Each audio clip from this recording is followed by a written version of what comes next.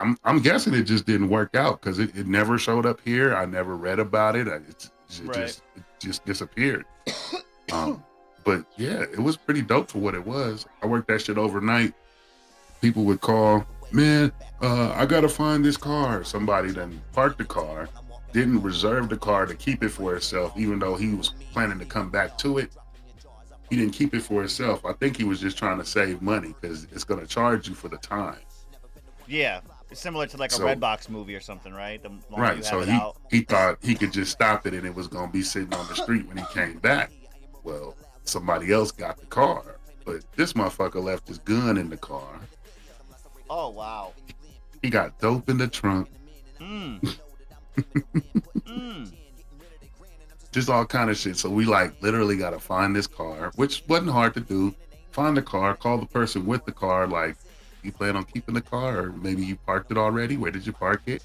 You know, just that kind of thing. We got to find this car so I can get dude his guns and drugs.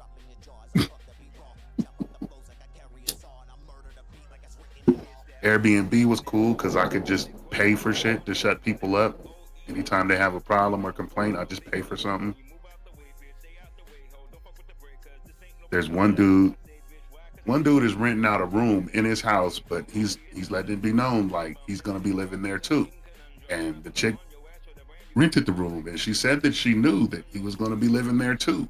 What she didn't know was that she was gonna go out, and when she came back home, he's gonna be sitting in the living room with his dick in his hand. Oh wow.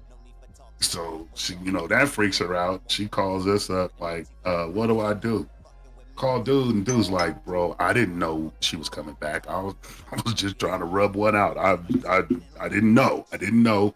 Like, she's totally cool to stay. I'm not gonna do anything. There's no big deal. Okay, turn around, call her back. He said he's sorry. You just caught him in an intimate, personal moment. He didn't know exactly when you were coming back. He did. He did apologize, and he said that he's aware and he won't be doing these sorts of things, and you don't have to worry about anything. And she's like, I don't know, and I don't like it, and like she's upset. Well, look, I can give you a refund, but it's gonna take 7 days to process before you get that money back. You don't have anywhere to go tonight. I can get you a hotel tonight, but then they're gonna still charge you back tax on that and all this. So like, I talk her out of it to the point where she's like, well, what can you give me? I'll send you ice cream. Ice cream. Send her and him some ice cream, and I get 5-star reviews because apparently they're friends now. Wow. Little shit. Friends the worst part of I don't know if it turned into something else. This was scary though too. I don't know. It's a weird friendship to start out like that. Yeah, but the worst part of that job was bed bugs. You find out somebody's got bed bugs, and oh man, there's a fucking checklist that you gotta go through and shit you gotta do. I gotta shut your shit down. I gotta go to the engineers and have them pull your listing off the website and all kind of crazy shit. It's a nightmare. Tell me that, huh? Yeah.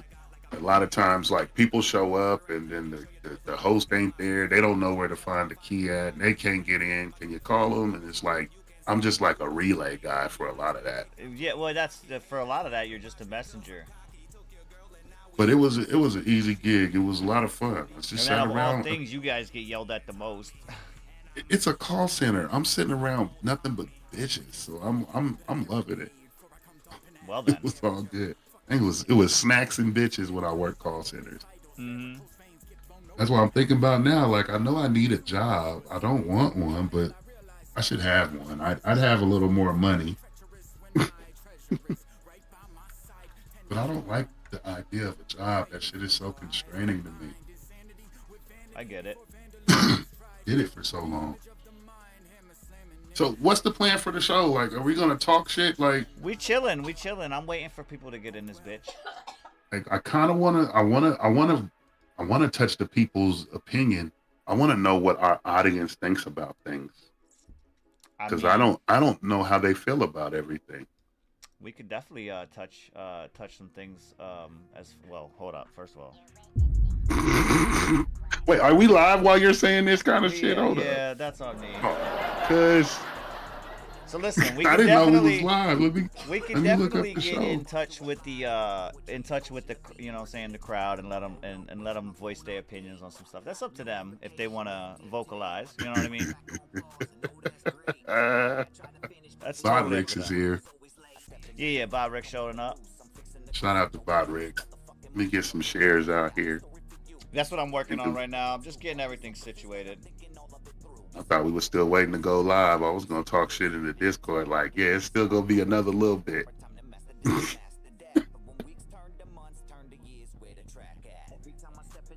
Where you at? All right. But no, the question is the pendulum of smart versus stupid. Like, as far as where they like how big of a pendulum you think it is? right. Or... How long does it take to start swinging the other way? Oh. Because I mean, when you look at it, you look at history, like they built pyramids back in the BC era, and all of that science knowledge and bro, did you hear the about that shit precision too? and all of that. Since Well, you I know brought that there's up. conspiracy around it, but Well, no, they that, just recently found. Supposedly, they just recently found like columns underneath the Great Pyramids.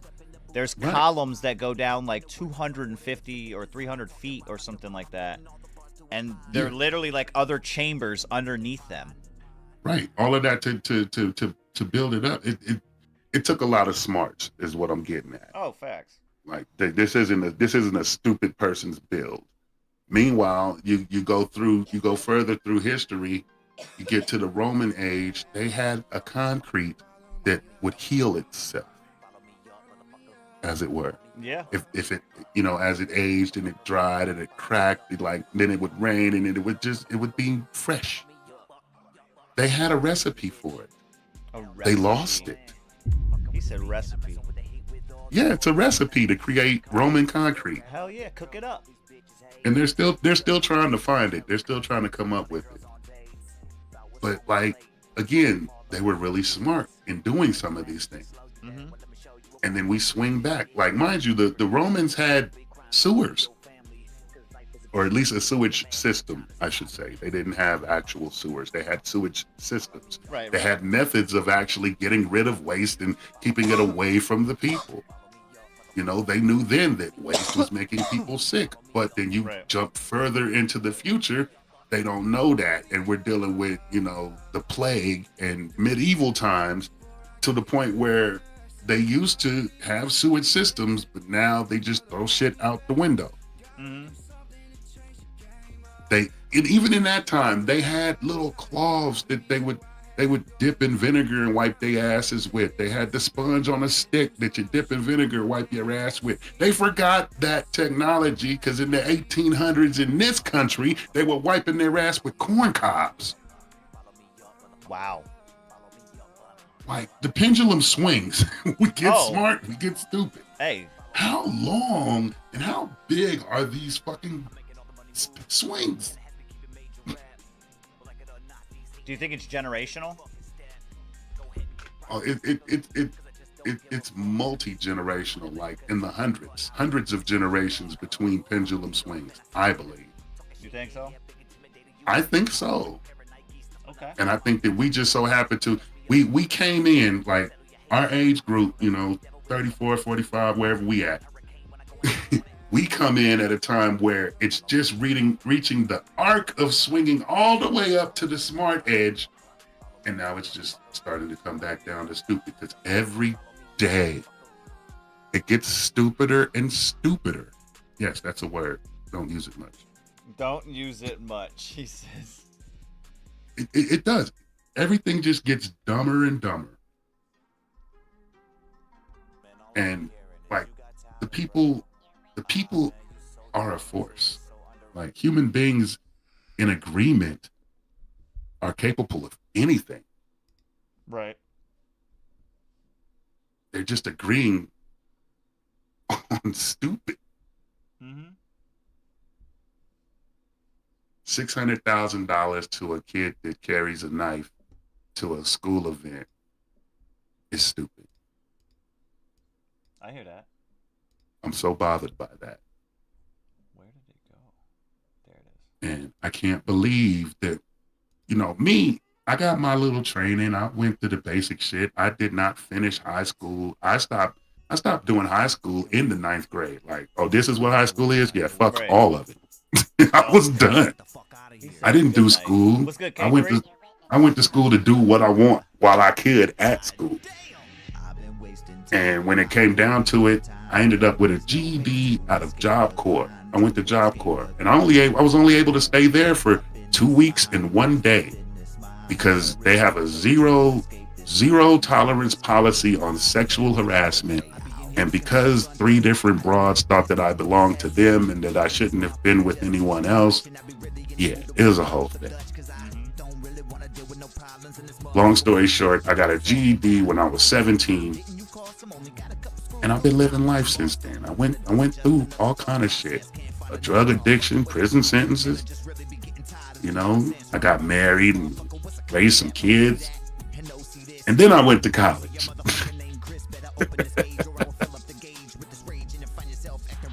Going through that process, it's just indoctrination.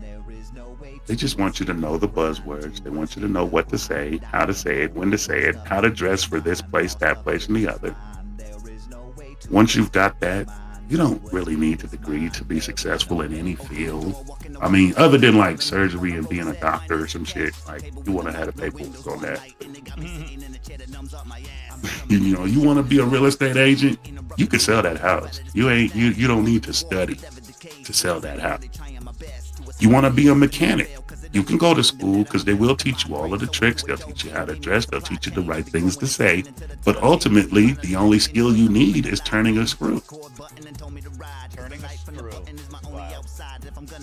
Like, if that's what you want to do, and I won't make light of it because we are still somehow advancing technology, even though the people seem dumber and dumber to use it. You're gonna have the knowledge specific. I had a question on that. Mm-hmm. And this is again just a question as far as where my opinion comes from.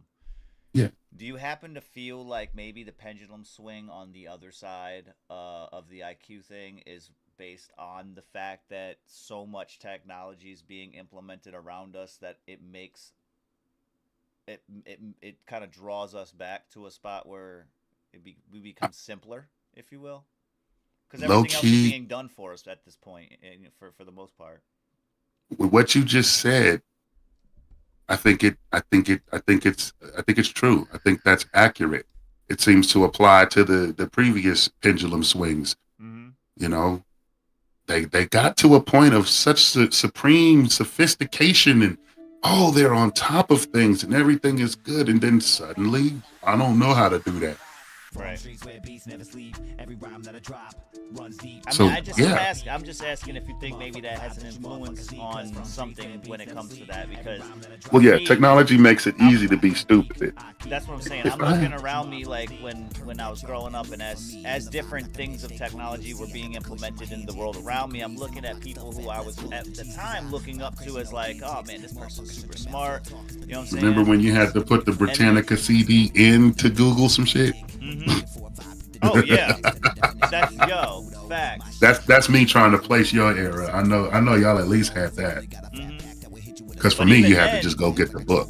Even then, though, like I was watching people around me that literally I would look up to type shit, and it was just weird for me, like at a time where I felt like I was superior in that because they were so involved with technology, but they at the same time they didn't know how to do this, and this, and I'm like, what happened here? Like, did you just stop learning how to do things? My dad has multiple degrees. He's an English teacher. He's the smartest man I know.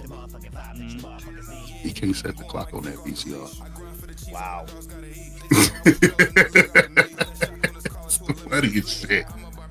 He's absolute genius.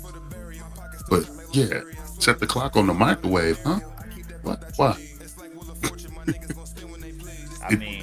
It's just one of those things. But he's from an era where, hell, the clock on the microwave used to be analog. Yeah. Now it's digital. You know, that again, we were still on the upswing at that point, I believe. I think that it didn't really go bad until 2010, possibly 2012. I keep saying 2012 just because of all of the previous prophecies and all that other shit. Like, that's where it makes sense. Okay. 2012 was the year that Facebook bought Instagram. Yeah, 2012 was also the year that the Smith-Monk Act was abolished. I'm just saying. Oh, I don't know what that is, but it sounds dangerous. That is exactly the reason why we're at where we're at when it comes to society, because that law was, in fact, the law that stated that they were not legally able to lie to us in the media, propaganda, or anything of the such. But they abolished it, which means they've been able to legally lie to us and all the shit since 2012. Keep that in mind when you go back and look through history on certain things and when things were happening. And starting in 2012 is when a lot of things will kind of push in the propaganda side of things. See, it's always been significant, but either they didn't know how beforehand, like before 2012, they didn't know exactly how it was going to be significant. Us after the fact, looking for what they told us it was supposed to be, we didn't see that, so we just assumed it wasn't anything. Well, in actuality, there is an event. There's a change in there. It goes. The biggest change that you could, like, if you were into cable back then, right, because they were starting to do the digital switch and all that. But oh my God! If you were into the cable spot and you watched commercials, right, commercials were set a certain way. They had to say certain things a certain way because of false advertisement, aka lying to us about a product, whatever. Yeah. Nowadays, disclosure laws. Right. Nowadays, you got people like fucking doing things in a commercial after they say ingest or they drink, whatever it is, a product, and all of a sudden now they can do this. Like, the product doesn't in fact do that, but they can sit there and do that now because that whole thing is gone. Well, it did it for them, and then they long as they say it in the background really, really fast, or put it on the screen in the tiniest print, they're covered. Because, and again, like, it's on you to do your research. It's on you to be smart. That's the problem. We have to take that responsibility. Meanwhile, we're just given all the amenities to make it easier to not be. It's crazy. And again, I don't think any conspiracy. I think it might just be a natural progression of the human existence. Right. We get smart, we get dumb. It's all secular. You know, babies are born, they put on a diaper. Then they get old and you put on a diaper. Then they die. It's a cycle.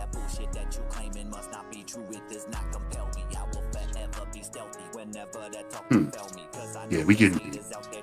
My fault, man. It's a philosophical Thursday for us on here, you know what I mean? We just chilling.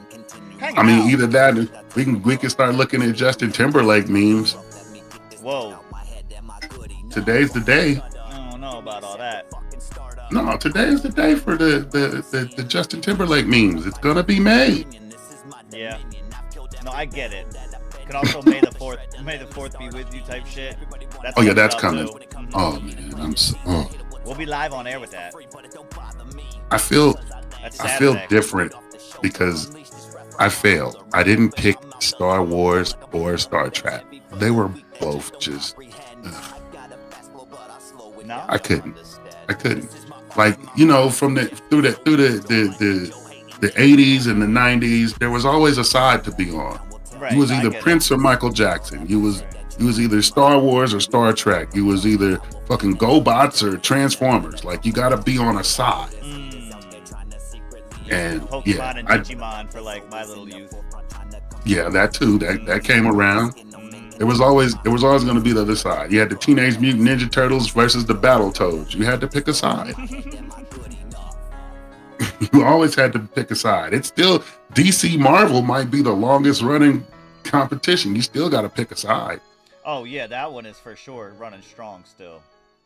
Like, And that It is was always that is a for sure thing too when you say pick a side, because as soon as they see this shirt, you know what I mean, they know what side I'm on.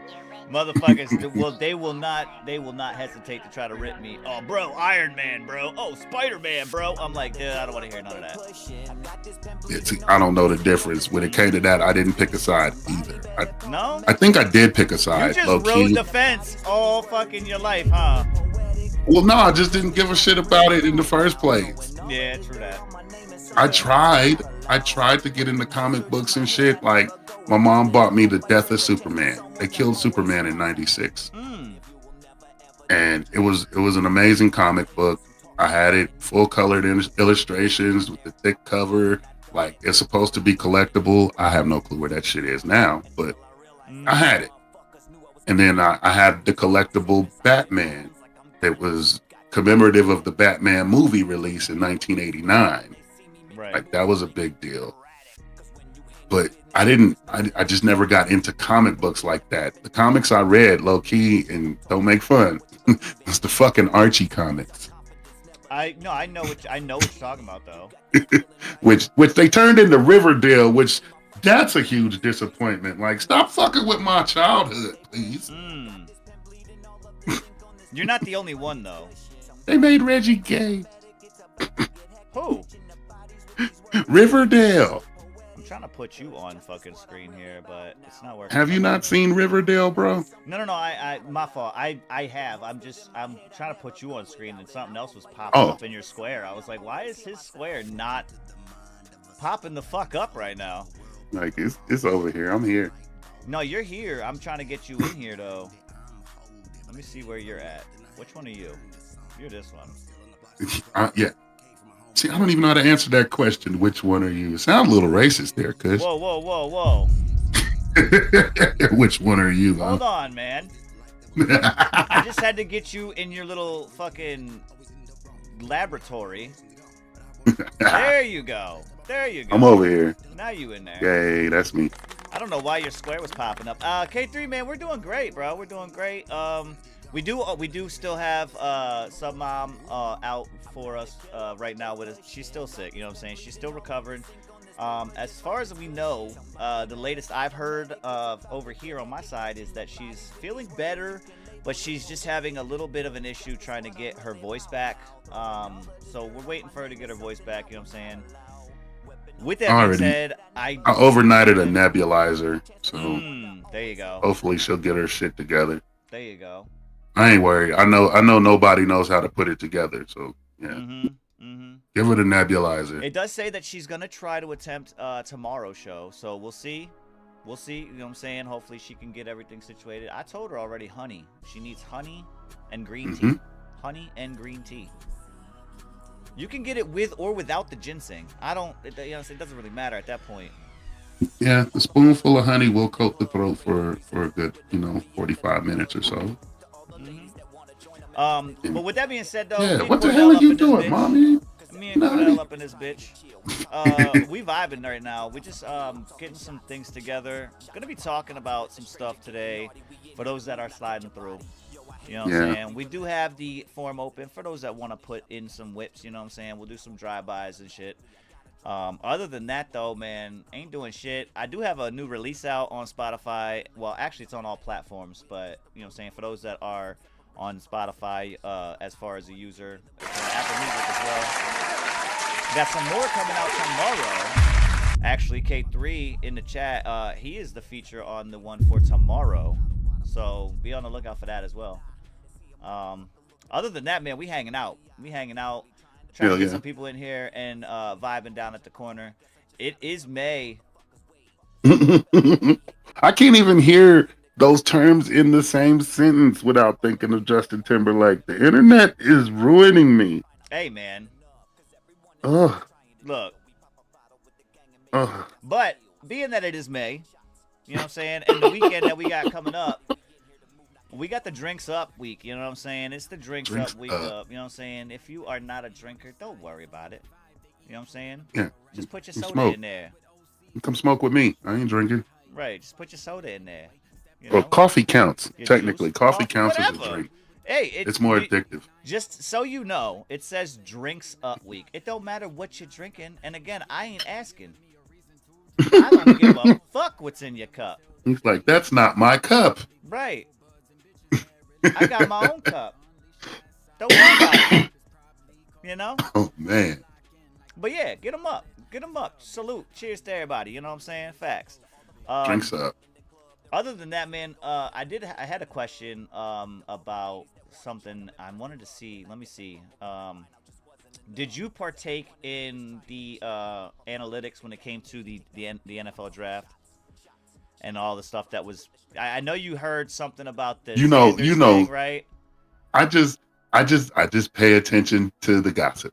The gossip, okay. Yeah, so that's all I was in on. You don't necessarily know anything about who you guys got.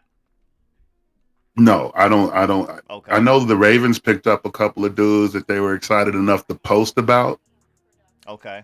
So like, I got that info. I don't follow the draft, but this one apparently was particularly interesting. It got my interest. Mm-hmm. And 144. Yeah. That is the magic number, 144. They say it's significant. I think that it means something. I think that it's a definite message. What I can't say is whether it's warranted or not. I mean, part of me feels like the kid is cocky and you probably should have done that for humbling purposes, but at the same time, it's a kid that's good at what he does and deserves to be respected for what he does. Mm-hmm. And in both instances, on both sides of it, it just seems petty. Right. It's petty. And if anything, what I know, I've watched him play. I've seen him play. This kid just went to the Cleveland Browns. Yeah. Shouts out to Sub Mom. That's her team. Mm-hmm. Me and Kush don't like that team. They're a division rival. They suck. And that's what we like about them. Mm-hmm. They've been sucking for years. Like, they are the go-to suckers. And we love them for it. I may have to be a Cleveland Browns fan this year, bro. Whoa. Hold up. I don't even know how I'm going to pull it off. I mean, you could always I've seen Shad play. You could always get those split jerseys. You know what I'm saying? Where it's literally two jerseys put together, and it's wait. That's my one jersey. Like, well, we almost got one. Me and the wife were looking at them. They had for her, obviously the Cowboys, for me the Steelers, but they had the ones where it was like one side was the home color and one side was the away, but it was like split down the middle. Dope. That shit was pretty dope. But they wanted they wanted like $320 a piece for them. I'm like, what are you charging me full price for each jersey, even though I only get half? What the fuck? You're getting both the jerseys. Well, no, if they're gonna, you should get two halves. That's what I'm saying. Should get I two got jerseys. 2 halves, but they charged me for full price on each one. Like, they're normally $150 a piece, and they wanted $320 or something like that for one of those split jerseys. I'm like, I don't know about that. Yeah, that's bullshit. I know a guy. Listen, I have a home and an away already. Can we just make 2 different jerseys out of this instead of the one? My dude is a tailor. He's been making clothes for the last 40 years. Like, that's what he do. I know a guy. That's what having dad can do for you. Mm-hmm. You understand me? Dad always know a dude. I know a guy. He's in LA, and all we got to do is ship it to him. Tell him what you want. He'll do that shit and ship it back. There you go. I guarantee it. I will offer your services live online, Fernand. Wow. That's my guy. That's my guy. Out. Hell, he helped raise me. Shout out. He watches from time to time, but yeah. he's a boomer. He don't know how to comment. Ooh. He be talking to the screen. Yeah, man. He find a way to talk to me after the show. He replies back like it's a phone call. He'll call me on Tuesday and talk about, that show you did on Thursday was Thursday, right? I seen that. You crazy. Mm-hmm. Like Thursday, I don't remember what happened Thursday. It's Tuesday. Mm-hmm. Maybe. Maybe. Yeah, you can never be sure. The Let me days get this. they snuck Okay. they snuck around on me this week. I started this week thinking that Monday was Thursday. Yo, and it was like that last week for me and Quinn were looking at each other like, what's today? Oh shit. We thought we woke up thinking it's like a fucking we thought it was a Tuesday, but in fact it was like a Wednesday or some shit. And I'm like, are we a day behind? Did we miss a bill or something? What happened? Man, I'm Like, hold Monday up. morning, I shit you not. Like I was so pissed in traffic coming back from taking my boy to school because I'm like, shit, we supposed to be doing a show. I don't know why I thought Monday was Thursday. But like I Could it have fought been the traffic. environment though? Like I know sometimes we've left the house and just the way people are acting around us made us feel like it was a certain day, even though it wasn't. You know, We're like, it could is it be. fucking Friday right now? Why is everybody being douchebags? And it's like a fucking Tuesday morning, and we're like, what the fuck? It could be, but I think it's more the lack of a routine. Maybe, possibly. That's a possibility. Like I got a routine, but my routine is literally over by 8 a.m. I don't have shit to do with the rest of the day. Oh, okay, yeah, I get it. The time frames and shit, I get it. So it's like I'm just out here all day, like it doesn't even matter what day it is. Mm-hmm. And you'll just be in the course of conversation with somebody, and they'll say, "Yeah, I'm gonna do that tomorrow because it's Friday." What you mean it's Friday? Yeah. Tomorrow Friday? That makes it. Oh shit! Like that happens a lot. But I mean, it is what it is.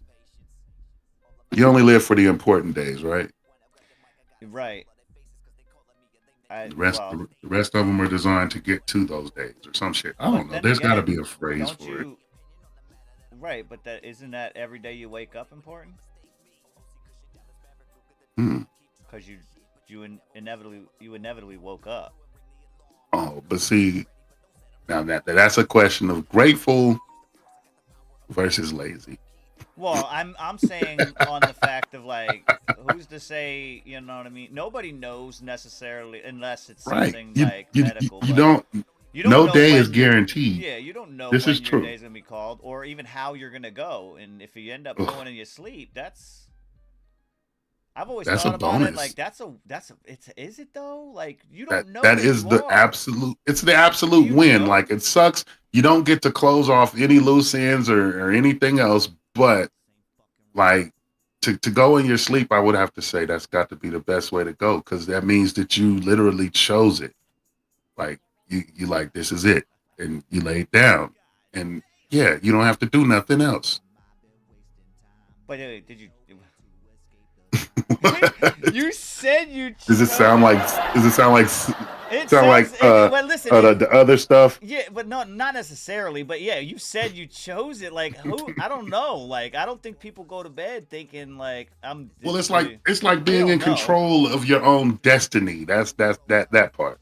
Okay, but for me, I'm thinking of it in the aspect of like, you don't. Do you even know? Like that you're. What is there to know? Like if you are in fact in a dream state and it happens, do you ever? Is that dream become your new reality? You know what I'm saying? Like it's breaking it down like that. That was immediately frightening. Do you get what I'm saying? I'm so fucking scared now. What the fuck, Kush? How do you can't know? Take you nowhere, bro. You're not gonna wake up to know that you're dead. You don't wake up. Hey, I've been low key hoping for that for like the longest time, like 50%. Like this, that it be in my sleep. Like really? I'm just saying, bro. Like, because like I don't want to be dreaming and just be stuck in that dream forever. But then would you? Because I mean, the functions are not functioning.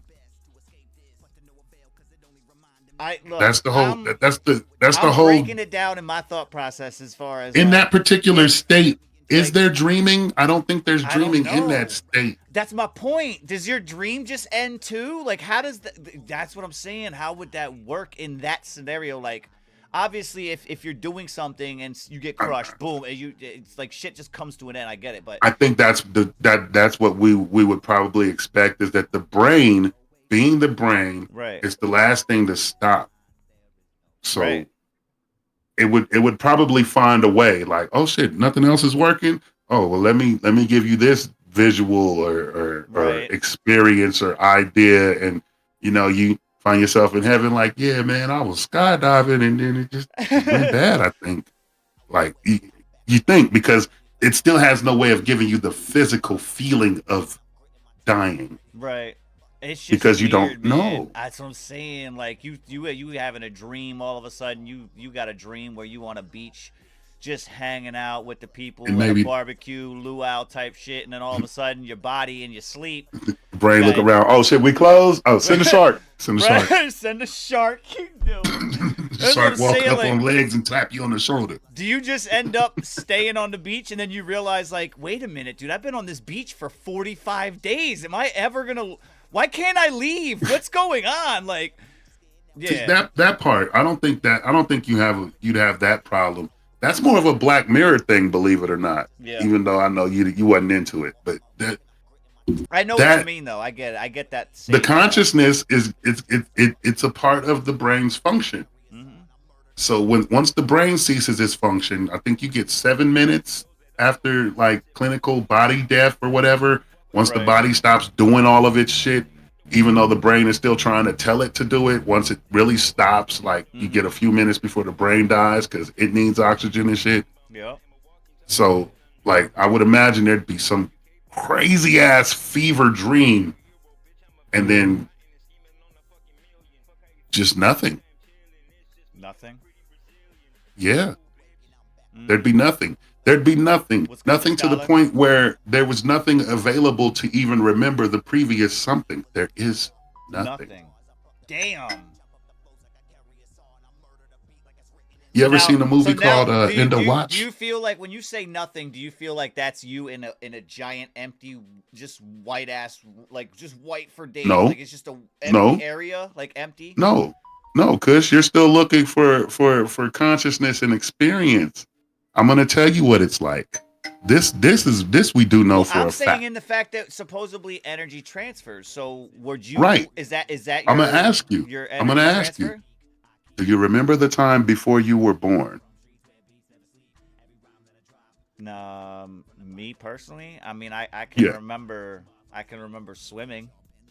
No, before that. Not necessarily, no. It's gonna be just like that.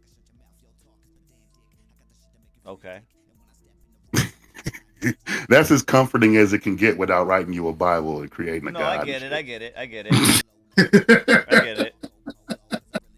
It's gonna be just like the That's time sweet. before I was born. And low key, I'm so excited because I ain't had no bills then. Right. That I do know. 1970 something, shit, wasn't mine. Mm. Mm-hmm. Mm. I can't wait. That's the one thing that we do know for sure. It's gonna be just like that time before you was born. Once you die, they're going to match. Mm-hmm. Well, if that's the case, I don't know. Every minute counts. That's what it really says. Is that Yeah, that's you're true. only gonna get what you get in this section, But see, because the rest of it, you don't get that.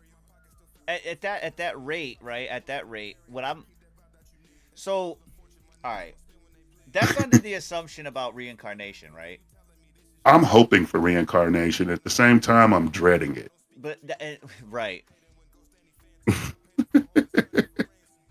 I don't think it is real, because I feel like if it was real at this point, like man has a storied history of about 200,000 years on this planet. Nobody has returned to actually give us any kind of info of a plane beyond. And maybe it's just impossible and they can't. There's a barrier, there's a reason. And maybe there is some sort of existence and experience beyond what we're doing here. I think it's just black, though. I think it's just like the time before. Now listen. again, this is we're just shooting a shit down here on the corner, okay? Of course. With Of that course. being said, and What up, Scholar? what you previously stated, what do you have as a feeling or a thought process behind, like, for example, individuals that have quote unquote code red and just got resuscitated and came back with a story, but some of these stories differ very, very much. But the fact that they even have a story saying that they seen this or they did this or they were doing this, but like clinically they were done, right? What how does that work then with it when it comes to you thinking that there's a nothing? You know what I mean? Like, how does that? What do you think The they were truth is, seeing? when it comes to that in particular, I want to hear that person tell the story for free. For what do you I don't mean want to for have free? to buy your book to read No, about it. I'm not talking about that. I'm I talking don't want about to have just to tune in to Oprah Winfrey to hear right. you talk about it. I don't want you to wait and give the story to the news. If this was truly what has occurred and this is some experience and this is something that we all could benefit from with knowledge, you should be in the streets proclaiming it. Yeah, you might look crazy and all that shit, but it should be something to the point that there I shouldn't have to buy a book to read about it. Right. No, I I shouldn't have to get it. click Look, behind that's the why I wanted to paywall bring to it up. read about it. Mm-hmm. This should be public knowledge, Mm-hmm. like up front. And that's the Facts. one thing that all of those stories have in common is that they're always presented to me. They don't just come Right. like even word of mouth. Because the truth is, word of mouth. If it was legitimate, real, and maybe you had some sort of proof or something, there's no news outlet that could bury the story. Right. It would be out there. We would know. Look. And I'm only asking because, like I said, that you I'm saying the reading what the nothing. scholar's saying, and Yeah, and I see it. and I mean, I get the idea of it, and I can apply what you're saying, but it's on a meta level Mm-hmm. because the yin and the yang exist, and they don't exist in separate dimensions. They don't exist on separate planes. So where you'll find one, you'll find the other. Right. If this is hell, there's heaven to be found here too. It makes no sense. It makes no sense for that's imbalance. Right. No, I understand what you're saying completely, especially when it comes to, saying the people calling for the balance of good and evil. Like, if there is good here, there's evil here. And again, like we've had this conversation before. Yeah, We yeah. already know right from wrong. Mm-hmm. We know good from bad. We are inherently imbued with that knowledge. Why do we have any of these? Why do we have any of these religious requirements? We know what's right and what's wrong. I don't need the hope of a glory or something special that's not what I've already been able to create for myself. I don't need that hope to make me be a good guy. Right. Like that's just a bribe. And the truth is, when you get to the specifics of it, the way it's presented to me, it's like you can get the good things for being good, but only good by my standard. And if your good doesn't match my good, then you're just bad. And I don't like that. Right. I don't like that. It's a very rigid standard. Mm-hmm. Now, I will say the soul or the pneuma is still an enigma to the people. I don't have a full, complete understanding of it. I'm pretty sure that there is something. And at the same time, I don't think that it's very important. I don't think it's valuable. I've been trying to sell my soul for the last 40 years. Ain't nobody buying. Ain't nobody buying it.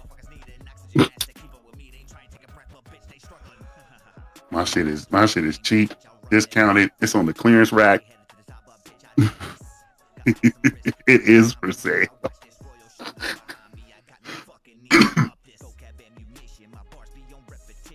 The one thing about, for example, certain terms when it comes to just the shit that we're talking about, right? But for the Mhm. like, for example, for the term soul, and Yeah. how, you know, saying it's interpreted. The weird thing that I thought was weird was the fact that, like, things like that, like terminology like that, all the definitions that you read up on them is always something that says it's mostly believed, or it's, you know, say thought of. There's not a real definite definition for it. It's always something that's believed or thought of or this and that. It's not a this is this. See, the scholar the gray right there. You did what actually turns people away from it altogether. It's the standard. It's the standard. It's the forced standard that says somehow or another I'm not Good, worthy Joshie.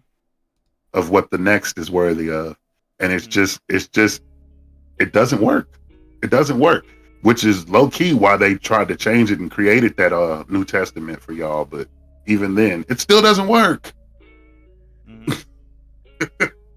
But that's neither here nor there. When it comes to the soul, you have to be specific in defining that. When I hear soul, I know what people are meaning to say. I'm just tired of being the actually guy. Yeah. But when you're referring to the pneuma is what it is. It's the pneuma, the literal essence, life force of a person. That's what most people are referring to when they say soul. Right. They don't know. They can't prove it one way or the other. What they have been seeing in studies and shit, like at the moment of death, a person can lose 7 ounces. Like 7 ounces of physical body weight disappears from this person. What they haven't been able to determine is if it's water, if it's somehow air pressure. I mean, isn't it bowels? Because don't you lose your bowels when you die? So that's, I mean, Well, that's I mean, where it came from. you void the bowel, but the shit still weighs the same. Well, yeah, but it's out of your body now. It doesn't weigh. Well, I mean, it's not like on you. I'm saying they're weighing these people at the moment of death. So, oh, okay. Like, it's not like the shit just slid off the scale or something. Like, if it happens that way, like, I ain't really hanging sitting out there in like, the wait a room minute. I don't need to be weighed. Hold on, let me get off here.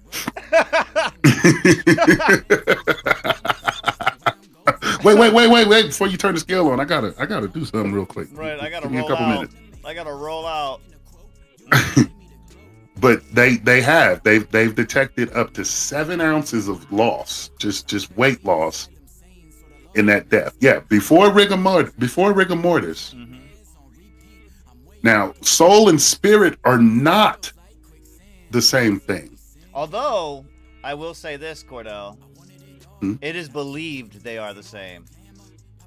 Right, because again, I think we're on that damn pendulum.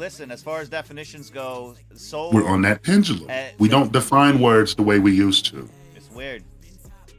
Like the pneuma is literally the Greek definition.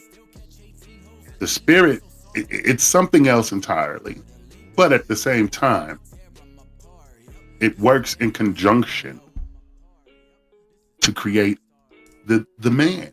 Like, no one thing exists without the combination of two. You can't have a candle until you have wax and a wick. You can light the wax on fire all you want. It's not gonna be a candle. Hold on, let me bring this up. I want to see if I can bring this up for you guys, because What do you got? I wanted to look it up just because, like, I wanted to make sure I was clear on what I was saying and it wasn't confusing, but at the same time I wanted to make sure I was right on what I was saying, because I thought I was. But yeah, we have this, and this is what I meant by it, because it's weird that it literally puts it in here. But it says right here, let me just put this up on screen.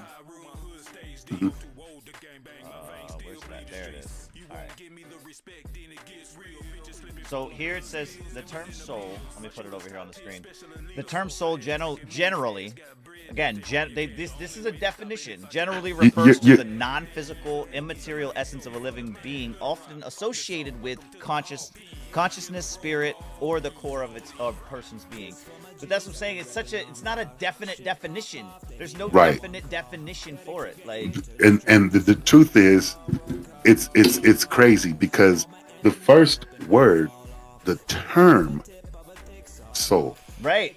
the fact that we're referring to it as a term says that we're using its modern day definition and idea, and it actually exists beyond that. Right. And then it goes on to say generally, which gives it an out to say, well, I said generally, it's not all the time, like that kind of thing. It's not a definition because it's not definite. But then it says it's frequently viewed. Frequently. Viewed. But the other part I'm looking at, you got highlighted. Consciousness, spirit, or the core of a person's being. Those are literally three different things. Three very different things. But grouped together. I was just saying, and to that point right there, the scholar for all The scholar's intents some and other purposes, shit. He out there with it's real talk. It's real talk. Because But- yes, there's always you don't have there is no one thing that is just one thing other than an atom. An atom is the only thing that is one thing. He said an atom. Everything else is going to be comprised of one or more. Not an Eve, an atom. Or excuse me, two or more. Yeah, see, it gets deep. It gets deep. And I think that's part of the pendulum too. Right. Like smart people see it on the way down and they start doing shit and setting shit up so that, smart people on the way up can see it or vice versa. I don't know. Because just it's saying. frustrating as fuck to watch and I need this shit to swing the other way.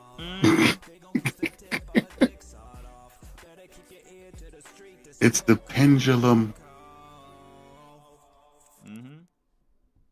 But yeah, so I don't disbelieve its existence. And like you said, energy doesn't die. Energy exists and it exists. It goes somewhere.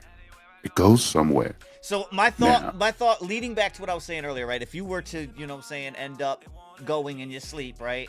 You're mid-dream now, would your consciousness or whatever you're talking about as far as that goes, wake up in somebody else's, like as a baby? Would that be you coming through the? Well, now we have to find out and figure out all the rules of reincarnation. Right. Like I don't know how reincarnation works. Someone explained it to me when I was in my early 20s, as like a scale, and based on your experience, your previous existence, what you're able to put in and get out, the wisdom that you carry with you dictates what your next reincarnation should be. Well, see, in Some that, people in that start same out line of sight, would you think there's a waiting line? quite possibly. Like, hey, listen, this guy's supposed to be a bee next, but we got 400,000 bees in front of him. He's gonna have to wait in line. Right. I mean, and of course, how much freedom do I have in this? Do I get to elect, like, well, I don't want to wait. Can I just go be a butterfly for a little while or some shit? Right. Look, there's so much shit to break down for that. Like, that's, yeah. The scholar, that is word say. I said word say. I meant hearsay. God ain't said nothing to me. He said hearsay. Wait, whoa, hold up. We're not on the corner in court yet, Cordell. Okay, calm down. I'm just saying. Calm down, sir. You start breaking out that Bible, bro. It's hearsay. What's good, everybody in the building, man? Appreciate y'all sliding through. We got the scholar in here. We got Joshy Osborne. We got H. Quinn in the building. I'm not sure if they are still with us, but we did have K3 for a while. We had King James slide through as well. But yeah, shout out to y'all, man. Again, not a normal Thursday morning. We just out here chilling. We are still Trey. down some. You know what I'm saying? We are still down sub mom, and she is not feeling well. She is still getting better though. As far as we know, again, just a quick update for everybody sliding through. The last we heard, she is okay. Everything is good, but she just is without a voice right now. She's still getting her voice back. So we'll wait for that. She did, on my last update over here, I'm looking at it. It says she's going to try to be here tomorrow. So we'll, you know what I'm saying? Fingers crossed. We'll see, you know what I'm saying? Hopefully see her tomorrow. But everybody that is sliding through, if you do have whips, slide them through the submission form. I do have K3s in here already, so I'm waiting to see if we can get some more people to get in here. I did not send anything. I don't have anything to send. Like, you're good. You're good. I'm ashamed to offer you what I've been working with. Like, it's not ready. No, you're good, bro. Like when I do send it to you, it'll be on a platform that way you could be like, oh, really? Oh, snap. Like, I am gonna follow through. Like, there's just way too much product that came out of this. Mm-hmm. Like, low key, it was like the first time people learned to use baby laxative. And if you know, you know. Snap. Listen. It's like, yeah. oh. If you guys are going to submit, again, it is encouraged on the Korner Konvo podcast. It is encouraged that we send in whips, a.k.a. works in progresses. If you guys have some things that are published, we will accept them in the submission form. The reviews are going to be a little bit differently. It'll be more of a straight-up review rather than a critique. The drive-bys that we do on whips, we try to give them what we think about it, and then we try to give them some things that maybe some tips or pointers that it needs going into the future mixes. That's the idea here, though. You know what I'm saying? That's the idea here, though. What's crazy is I got people sending me stuff, but they're not at the show. I have that, too. I don't even reply back at this point. I did before and let them know about it. But yeah, I don't even reply back at this point. If you're going to send me something, slide through. We get all this. Yeah, like... You know what I mean? I'd love to play your track, but why would I play it and say anything about it and you ain't gonna hear it? Mm-hmm. Mm-hmm. What's happening, Joshy? You still ain't sent me nothing. I'm still waiting to mix one of your tracks. Yeah. About 6 months of that now. Mm-hmm. See, that's Dad's patience. That's Dad's patience right there. I can let it go 6 months. I ain't nothing but time.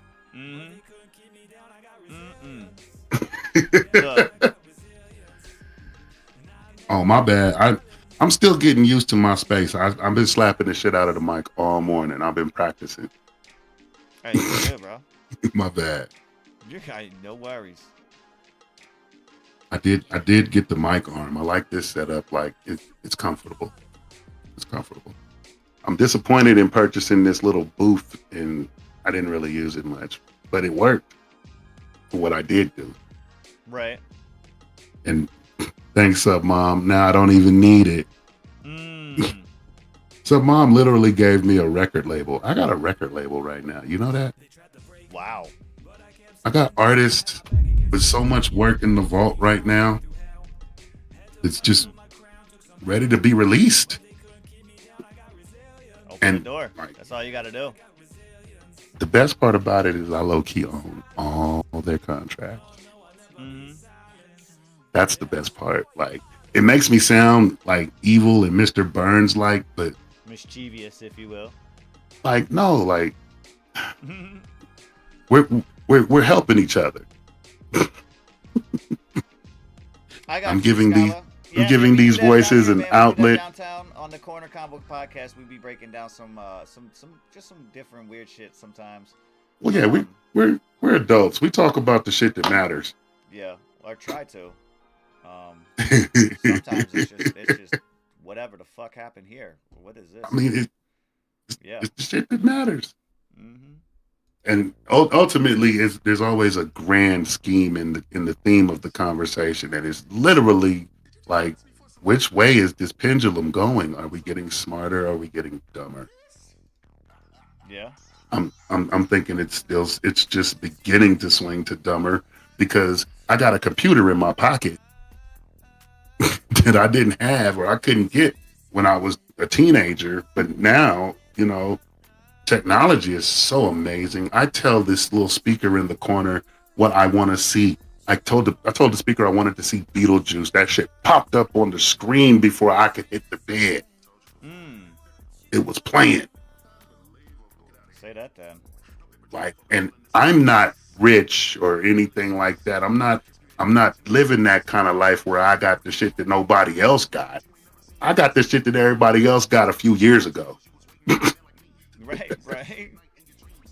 And he's like, I'm the technological hand-me-down guy. You heard? Like, there was a movie called I can't remember what it is, Space Odyssey, 2001: A Space Odyssey. And like there were some scenes where this guy lived in a, it's a mansion, but like he literally just talked to his house and it did everything for him. It was cool. But I couldn't even imagine or dream of that sort of experience. And now I literally live it. I see people that are homeless that talk to Google and Siri. Like conversations? Well, no, I mean they'll tell Siri to do things for them. Okay, yeah. Like it may not be bringing them a glass of juice or some shit, but they're still living this high level of technology. What they predicted and told us the future was going to be on the upslope of this pendulum swing when we were just getting smarter and smarter. We're going to space. We're checking shit out. We're learning about this. Ooh, get that lead out of there. No more asbestos. Like we're getting smarter. But I have a question about what you just said as far as us. Are we indeed getting smarter with the fact that you said something about going to space and shit? Did you see the recent shit about this whole trip? Look, man. Did you see it? I want to make sure. Did you see it? The video where literally Katy Perry's eye fucking glitched. I did not see the specific video. I don't.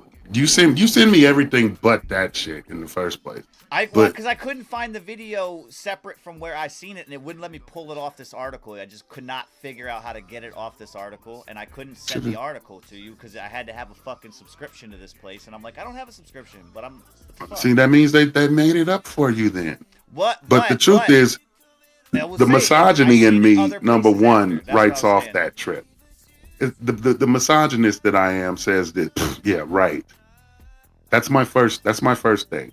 Because that's a narrative that they've been pushing and they keep pushing and they continue to push. I know about Hidden Figures, and yeah, it was just some smart broads with the math out there. However, no real smart broad is going anywhere without a man.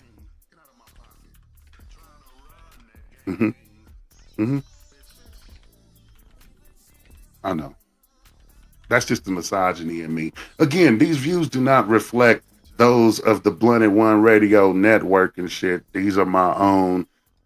We ask that viewer discretion be advised in applying these kind of ideals. I'm saying this shit. Kush quiet in the motherfucker over there. I'm trying to find if I could, because there was other. The site that I went to initially, the very first one that I seen it on. I get where you're coming from. It's not that okay. It's not that I don't believe that they faked it. I just don't give a fuck enough. Like, first of all, you sent broads to space that I wouldn't give a fuck if they didn't come back. The funny thing is, though, as the part that I was getting to with that is that after that was pointed out, I don't know if you've seen anything video-wise of when Katy Perry was on tour and like some of the shit they were like, this is what she's doing now since she's been back from. She went to space and acts like a total idiot. They've been cooking her. My little Australian lady that I watch for news, she cooked her pretty well about that. Like she'd have changed her little stage performance to be all themed, and it's ridiculous.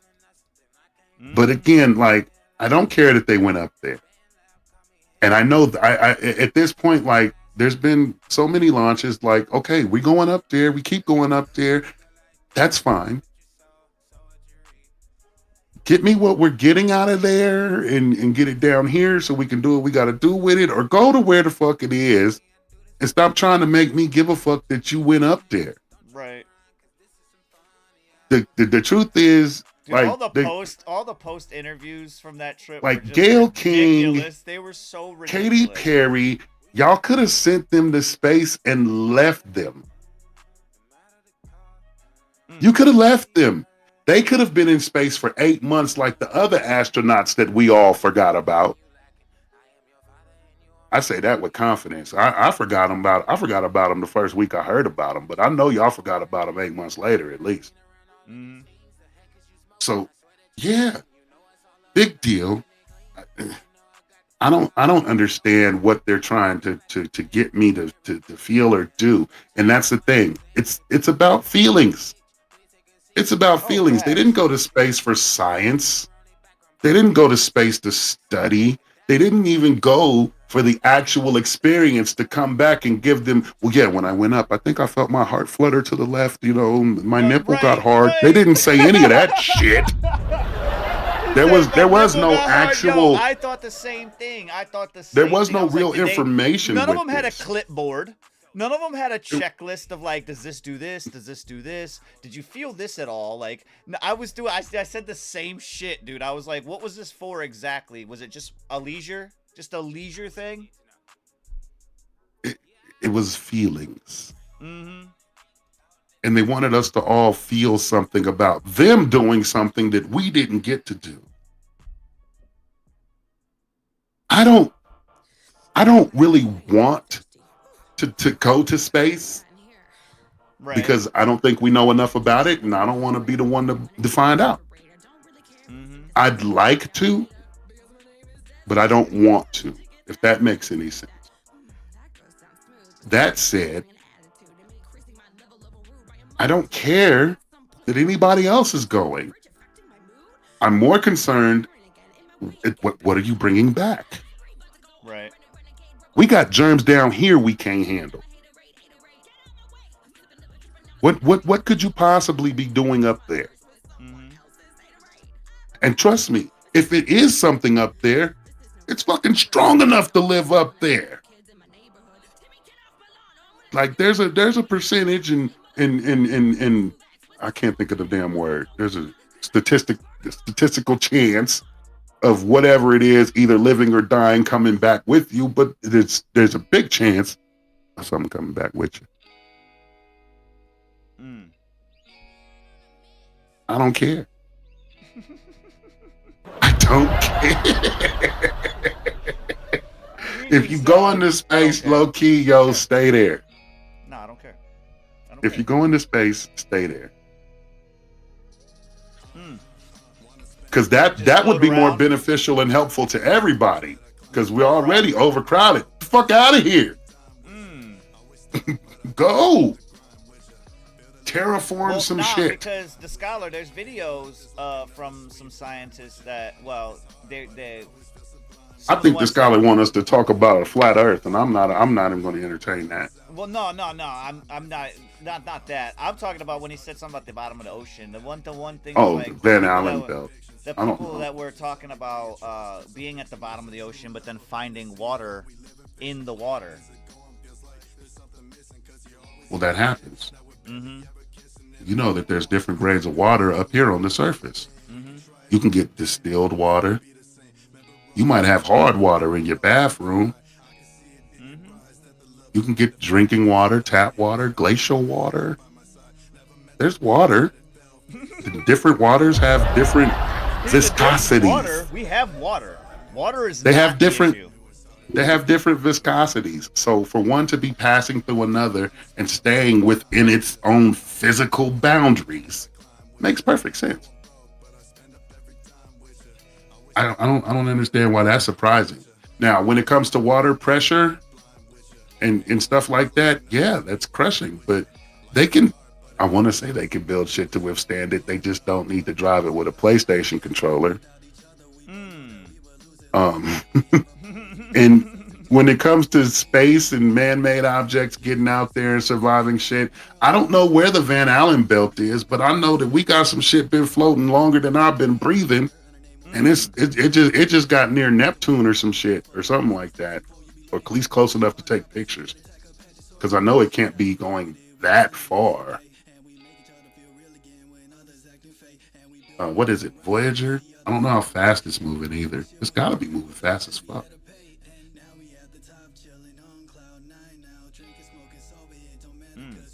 I don't know where the Van Allen belt is. You gonna make me Google shit, bro? Well, no. So I just put the joint down. The Van Allen belts, there's two donut-shaped. Ooh. Now I gotta Google it. Donut. Listen, they're donut-shaped fields around the magnetic field of Earth. That's what he's referring to. And you're saying that we can't get past it? We haven't passed it yet. No. Well, aren't they on Mars? No. So you're telling me all the pictures I see every morning while I'm on the toilet flipping through Google is not real? That's somewhere in Nevada or Arizona. Bullshit. Okay. Elon Musk put some shit on Mars. Listen, bro, I'm just saying. Somewhere in Nevada or New Mexico or somewhere in that area. Don't do this. Don't do this to me. Bro. I know we were on Mars. Listen, I'm only giving what I've seen physically on my end. This dude made a video and he literally zoomed in on Google Earth during the time that they were supposedly releasing some videos of this and that, and he literally zoomed all the way into this one section. I think it was one of the states. It was somewhere where it was super deserty type shit, but he zoomed in all the way, and it was just a bunch of black SUVs, a bunch of TV crews, and people that looked like they were in fucking space outfits. And there was a bunch of NASA trucks on site. I was just like, I don't know what to think here, but come on. Listen, all I'm saying is it was there. Was it in Arizona, the scholar? It was somewhere. I know it was somewhere in there. I seen the video, and then that is so disrespectful because you're so fucking close. You could have went anywhere and pretended. Mm-hmm. You gonna go down the street? That's so disrespectful. But when he did the Google Earth thing, he also zoomed out a little bit. He scrolled around the area, and the fucking area was legitimately fenced off, like private property type, fenced off with fucking barbed wire fencing and shit around this entire like 15-acre spot. And I was just like, damn. Well, damn, if that's true, and they're expending all this energy for both the narrative and cover up, why the fuck would they allow Google to take the picture? Nobody, dude. You think people are really gonna see that? He's the only one that I know of that zoomed in on that shit. Where did you say you saw this? This was on there was two of them I seen. It was the same dude, but it was a TikTok reel, and then there was an Instagram reel from his account. And his account his account literally is just him finding shit on Google Earth. He zooms in on it, and then he fucking shows you like what it is. Right. And where He's got a gimmick and a gig. Millions of followers, I'm sure. I don't know his numbers like that. I just seen the reels themselves. I didn't go on like the page to look. If you saw it, that means it's worked its way through the algorithm. It's been seen. If you saw it, it's been seen. Right. That you can count on. So just in that knowledge, knowing that there's no way they're pretending. Like they've got a human Mars. Now they've created a simulated Mars somewhere on Earth. They never told us where, or maybe they did and I wasn't listening. It's China. China's building a robotic Mars, and it's a simulation, but you can still see that it's Earth. Mm-hmm. And all the images that they show me, like from Mars, from the so-called rover, the sky is never blue. And I don't know if that's, specific enough or something that they're doing. It was enough to convince me. Right. Like I'm looking at the rocky composition and shit. Like this planet is dry as fuck. And yeah, these rocks look dry, but at the same time, the sun is just hitting everything different.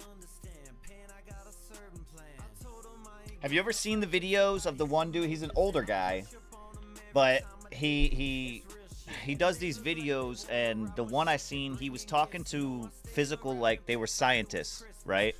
He was talking to him, and he was explaining how like he's a conspiracy guy himself, and he was saying something about how he thinks about how NASA does this and NASA does this, and he doesn't think that this and this is real or whatever. So then he goes to the scientist guys, and he's like, well, listen, let me put up these photos real quick, all right? Tell me what you guys think about these photos. So he put up these photos, and the guys are like, oh, yeah, so that right there, that's a satellite.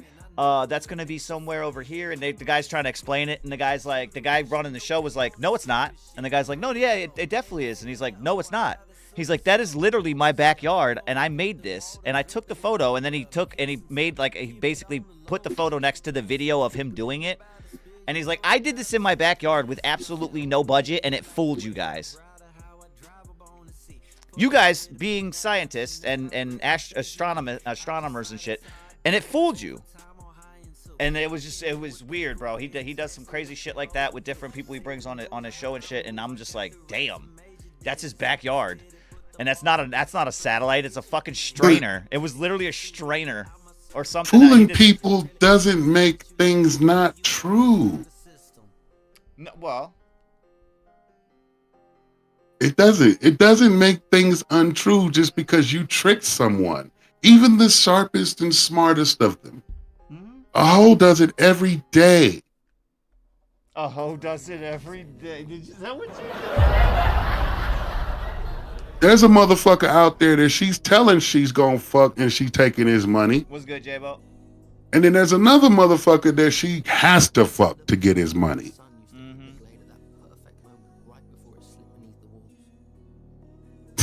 I don't know. Look, I get where you're coming from. I want so badly to believe this, just because again, it's crazy. We can't be this dumb. Listen, I'm just trying to reflect back to our initial thing when we came in and was asking people. I don't know if they're still, you know what I'm saying, involved in that, but yeah, we're just trying to figure it out. Where do they think we're at? And that's what I want to see is, where is the Voyager at? Like, where is it at now? They launched that shit in 77, bro. Right. Look, I'm just saying. We do have a couple of drive-bys that we're gonna do here in just a second. We got K3 coming up first, and then we have, let me see here, who else we got? I think we got a Joshi track, and then we got a Scholar track coming up for drive-by reviews. So make sure you guys are staying tuned. And again, the submission form at the top of your chat. If you're not seeing it, you know what I'm saying, just go ahead and click on the link that comes through. You guys can submit your tracks. Again, we're looking for whips, private revisions, works in progresses, you know what I'm saying? That's the idea. If you do send in something published, no worries. We will accept it and play it, but come with a little bit of a different critique instead of it being, you know what I'm saying, broken down. We're just going to give it our review, our score, and let you know what it is, you know what I'm saying? Hey, listen. I'm going through some things. Philosophical Thursday, man. I'm so disillusioned right now. Listen. They launched this shit in 77, but they say it passed Jupiter in 79. Why the fuck haven't we colonized all the planets? We're moving that fast. Look, I'm just saying. We sent some shit into space that was able to travel this astronomical distance. I mean,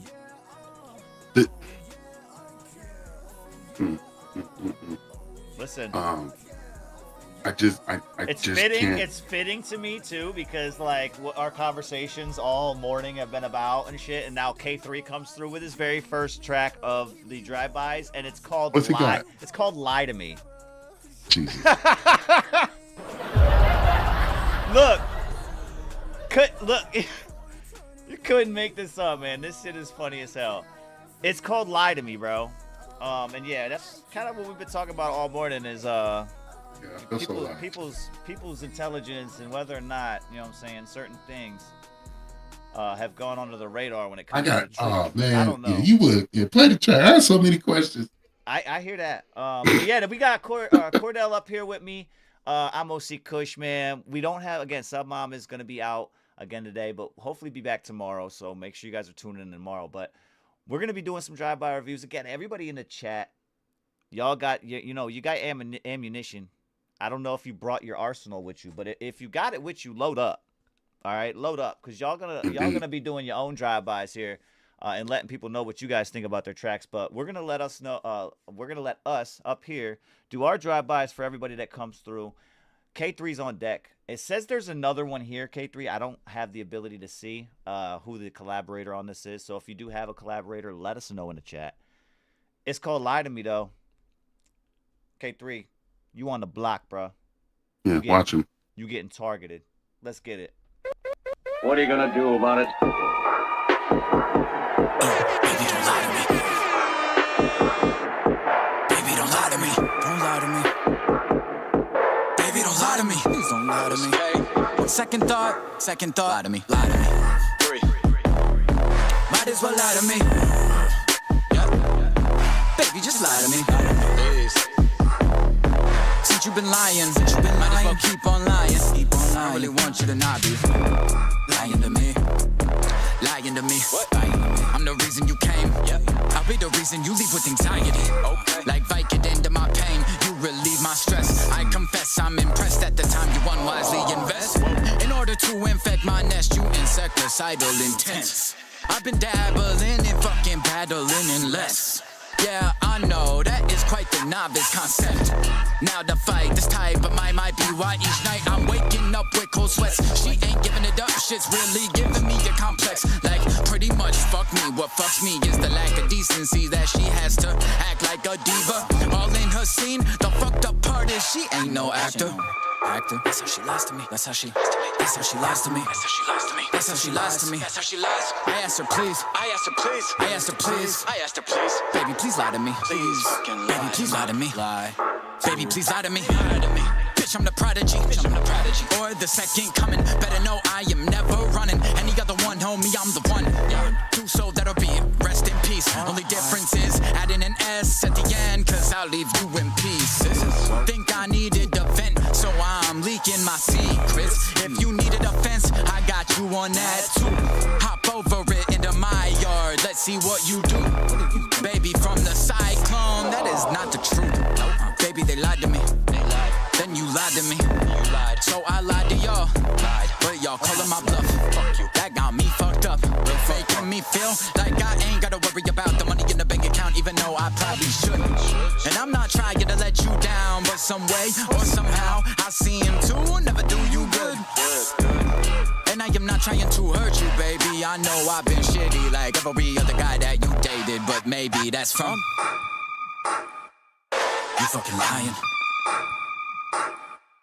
Baby, please lie to me. All right, that was Lie to Me. That was K3. It does say collaborator. I didn't hear nobody else, so I'm not sure if he's working with somebody on a mix with this one or not. I'm not sure. But, Cordell, what you got for this one here, man? We're going to do some drive-bys. We got this one here from K3, though. Lie to Me. What you thinking about this one, man?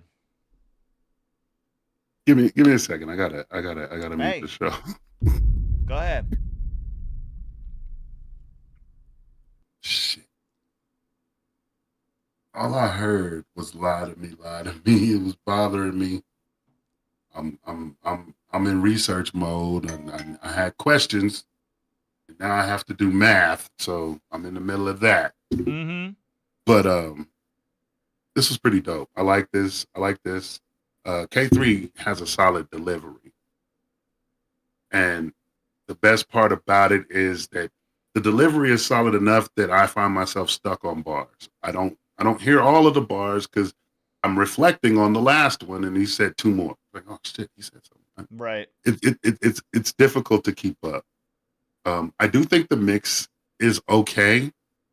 I don't know if it could be better. I think I would want to hear his voice just a little crisper, but I don't know how to achieve that. So I can't tell him to do anything with the mix. I give the mix a 5. The relatability, I'm giving it a 4. Again, I'm going to have to listen to this song again to make sure I caught all the bars and that I know exactly what's going down in the track. So I'm giving it 4 for relatability right now, first listen, and 5 for replayability. I do want to hear it again. I want to listen to this track a couple of times. Okay. What's good, G? Hey, G. So for me, I'm at a 3 for the mix. And the reason why I'm at a 3 for the mix on this one, K3, is I do want to hear you a little bit louder on this track. And maybe the beat, I think it's just an overall vocal blend with the beat can be worked on this one. Not too crazy. It's not like way out of there. You know what I mean? The beat's not super stepping on you or anything like that. But I do think I want to hear you a little bit more in this, right? On top of that, I definitely see like the different things that you're doing within this right now. And I did see you said something about trying to get Siren. So I believe Siren is the collaborator on this. You're trying to get her to do some stuff to it, which I can definitely envision. But that's not going to hinder scores up here. What I do see is within what you got here, something along the lines of really like that lie to me part, being that it's so repetitive. Really, you could, that section specifically, really play with it. Like really play with it. Like you could get into a spot where you have some of them backings panning very, very far left and far right at the same time, having maybe a stutter effect in there. Just something to really emphasize that section so it doesn't seem so stagnant of the lie to me, lie to me. You know what I mean? A gator. Right, something. Just something to kind of, you know what I'm saying, experiment with it, play around just a little bit on that side for the listener's ear's sake.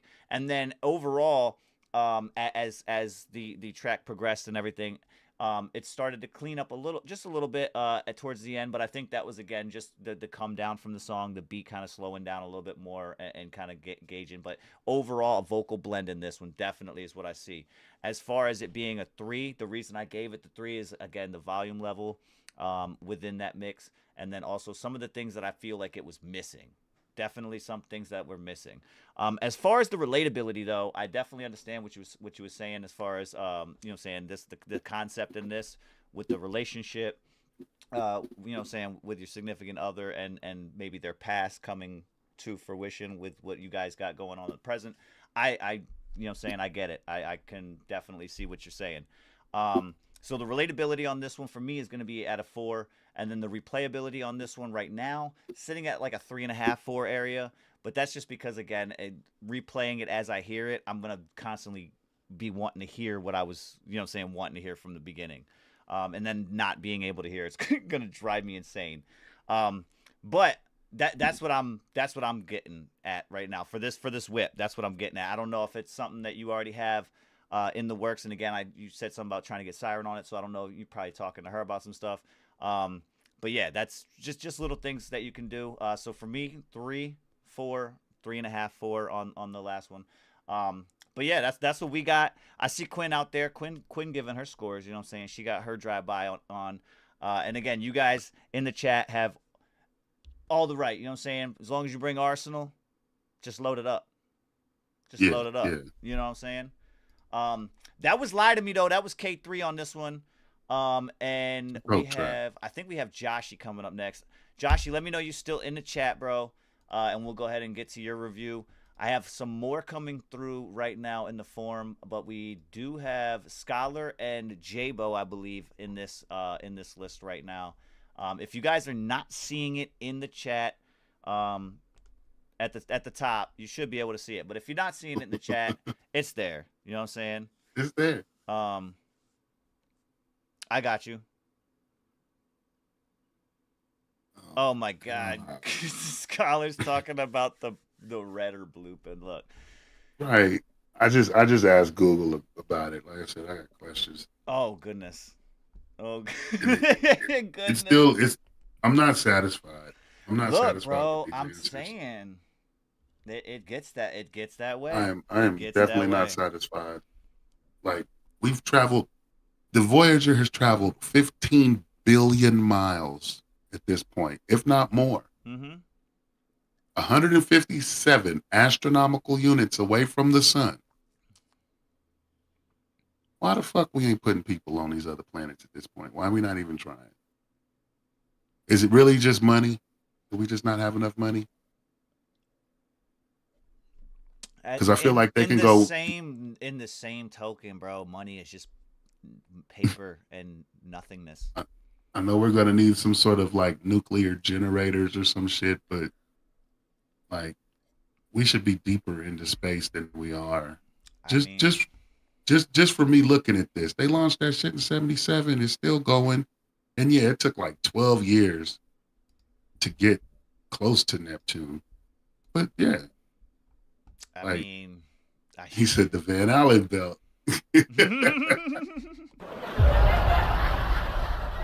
Now listen, if indeed that is what we're talking about, what makes the Voyager so special? Right? How did they get past it? And if the notion is there, like if they didn't get past it, where exactly are they? And why are we being told that they're way over there if they're not? You know what I mean? Right. Why would you lie to me 45 years later? Like, literally, I know that most of our audience doesn't even know exactly what the Voyager is. They've just heard it so much. They're like, is that a Star Trek thing? Right. Who's the benefit from the perpetuation of this lie? I can guarantee you, if it's truly a lie, the people that created it are gone. Possibly, quite possibly. Yeah. People, the people that fuck with space, they get cancer early. They get out there with the radiation and shit.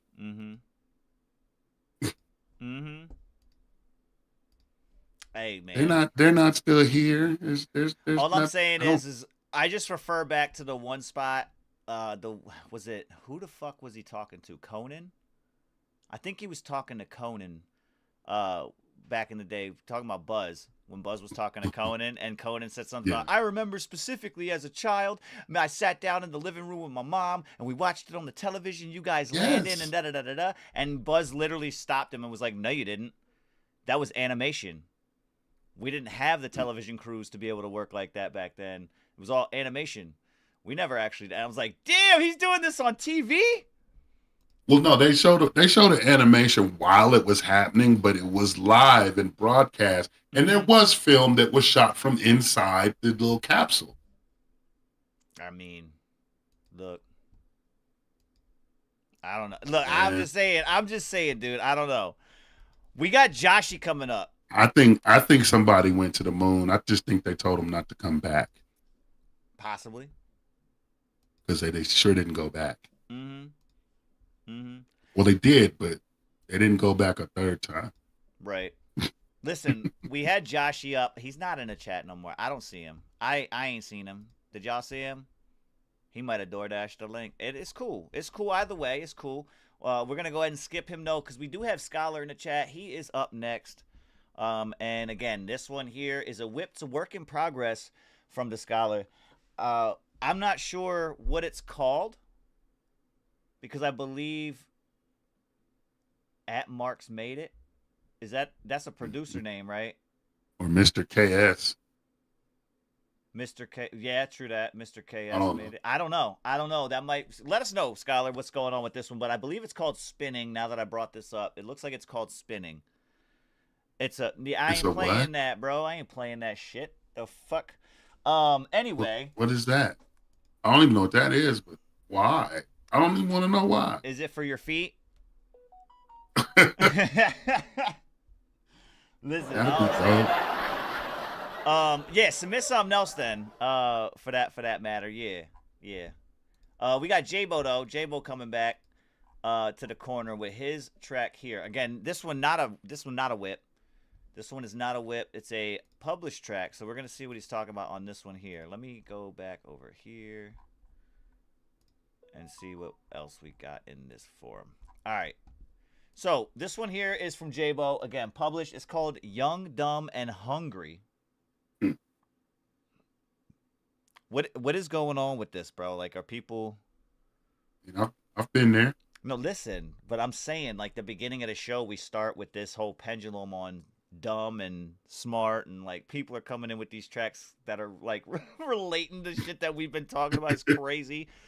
That's because we talk about important shit. We talk about what's relevant. Facts. Young, Dumb, and Hungry from J-Bo. Again, this one here says inspired by 4 Nate. I think that's how it's 4 and 8. So I'm just saying it's probably 4 Nate. But it's a trap from J-Bo. Hey man, you on the block, J-Bo? Everybody, lock, load, and target J-Bo. Let's get it. Yeah, watch him.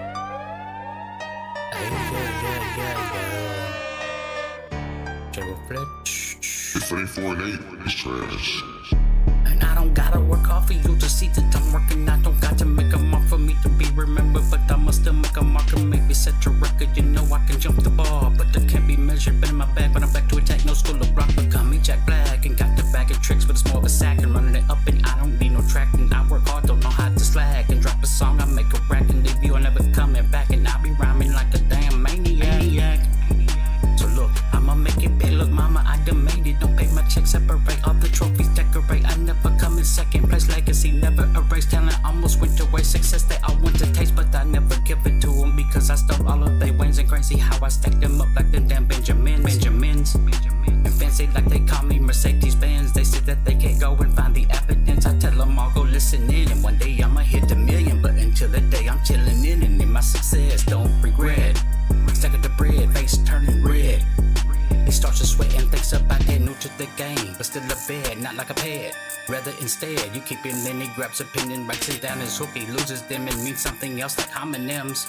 And drop a verse, I'm bombing them and feed off me. I'm starving them and need my help. I'm starting them in first place. I don't follow them cause they want all of the money. And they ain't here for the company. They never stay permanently cause we all young, dumb, and hungry.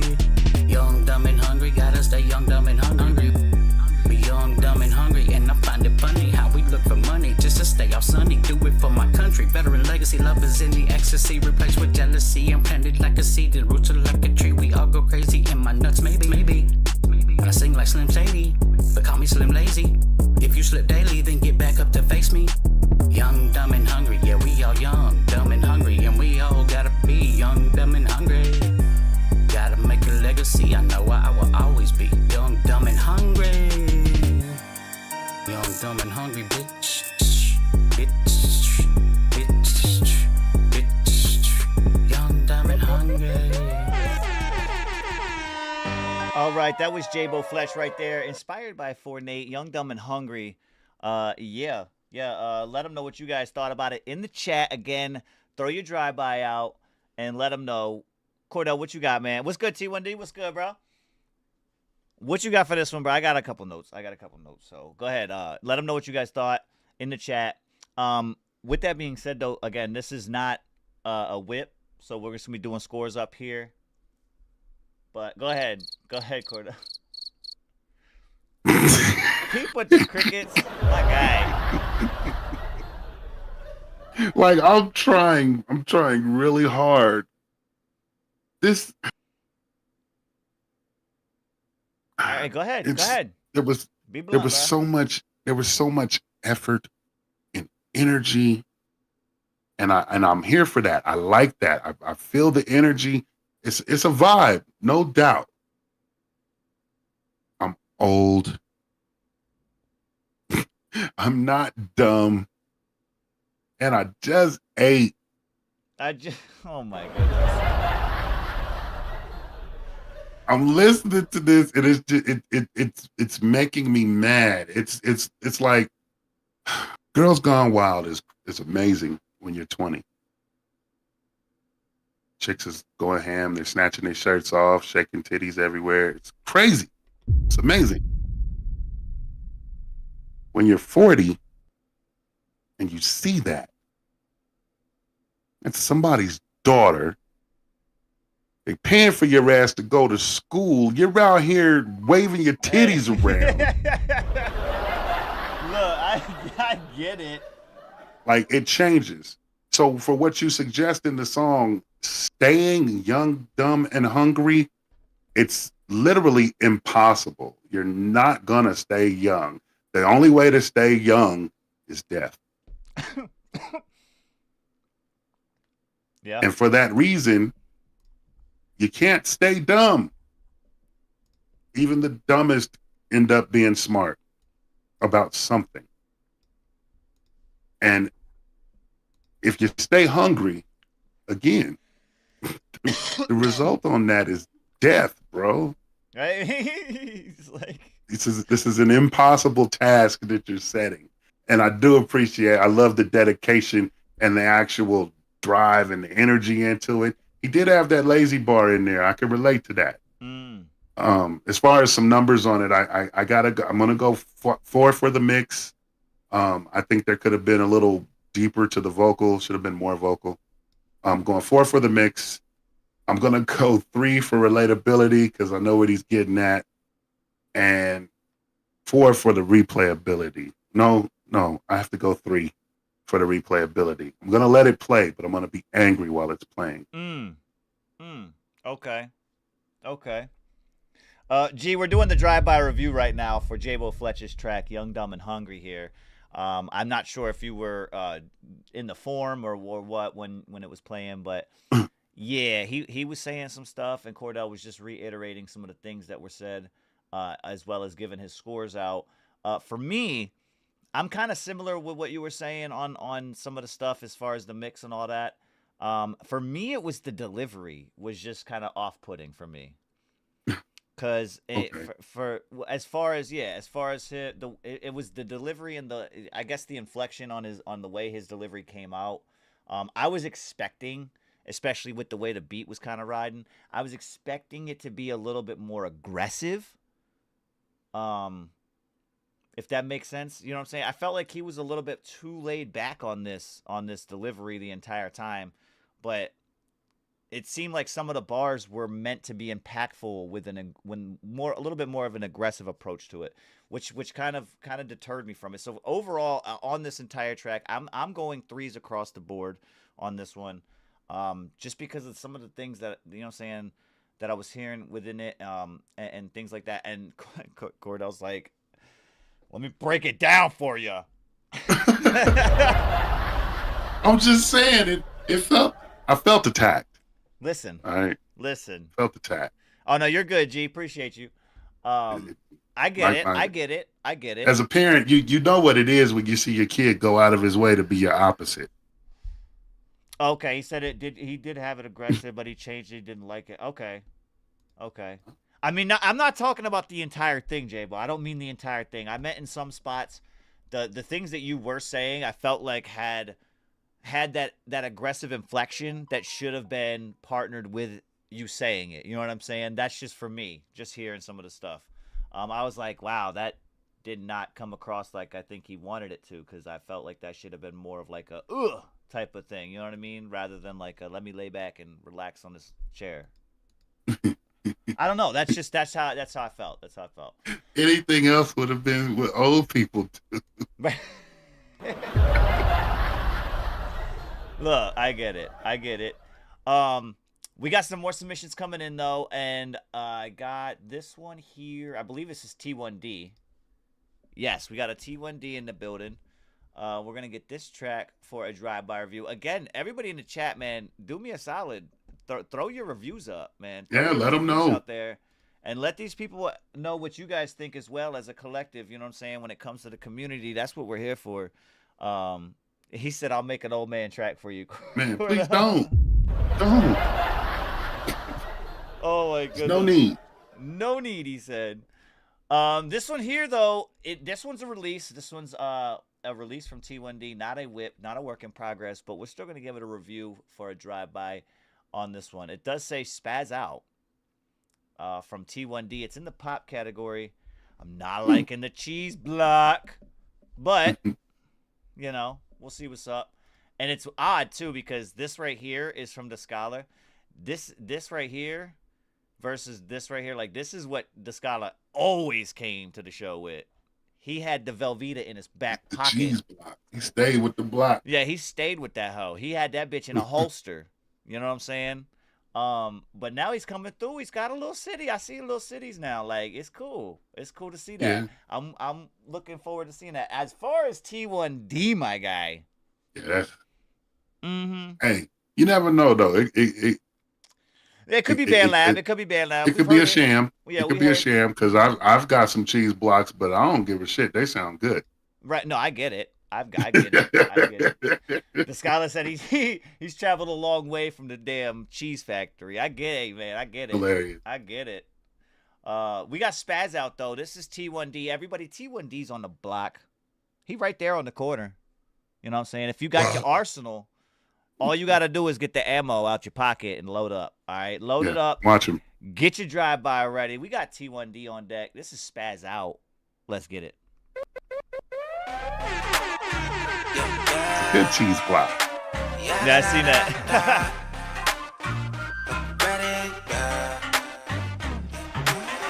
Hit the gas for a throttle though. You crying like a baby, here's a bottle. Sneezing on the beats that I choose, and I'm taking off like a blue bottle. So you better call the car. I told you about my flow, it don't play. Coming in like choo choo choo. Get on my train. Asking how I do it one time. West Coast blues. Yeah, I mix it up just like a smoothie. Put it all on display. Then I go in a jacuzzi. T1D the only one to do it. Calling me the king in the gang. I'm like, oh no. Ever since I leveled from a rowboat, chilling on a yacht, I'm flying solo.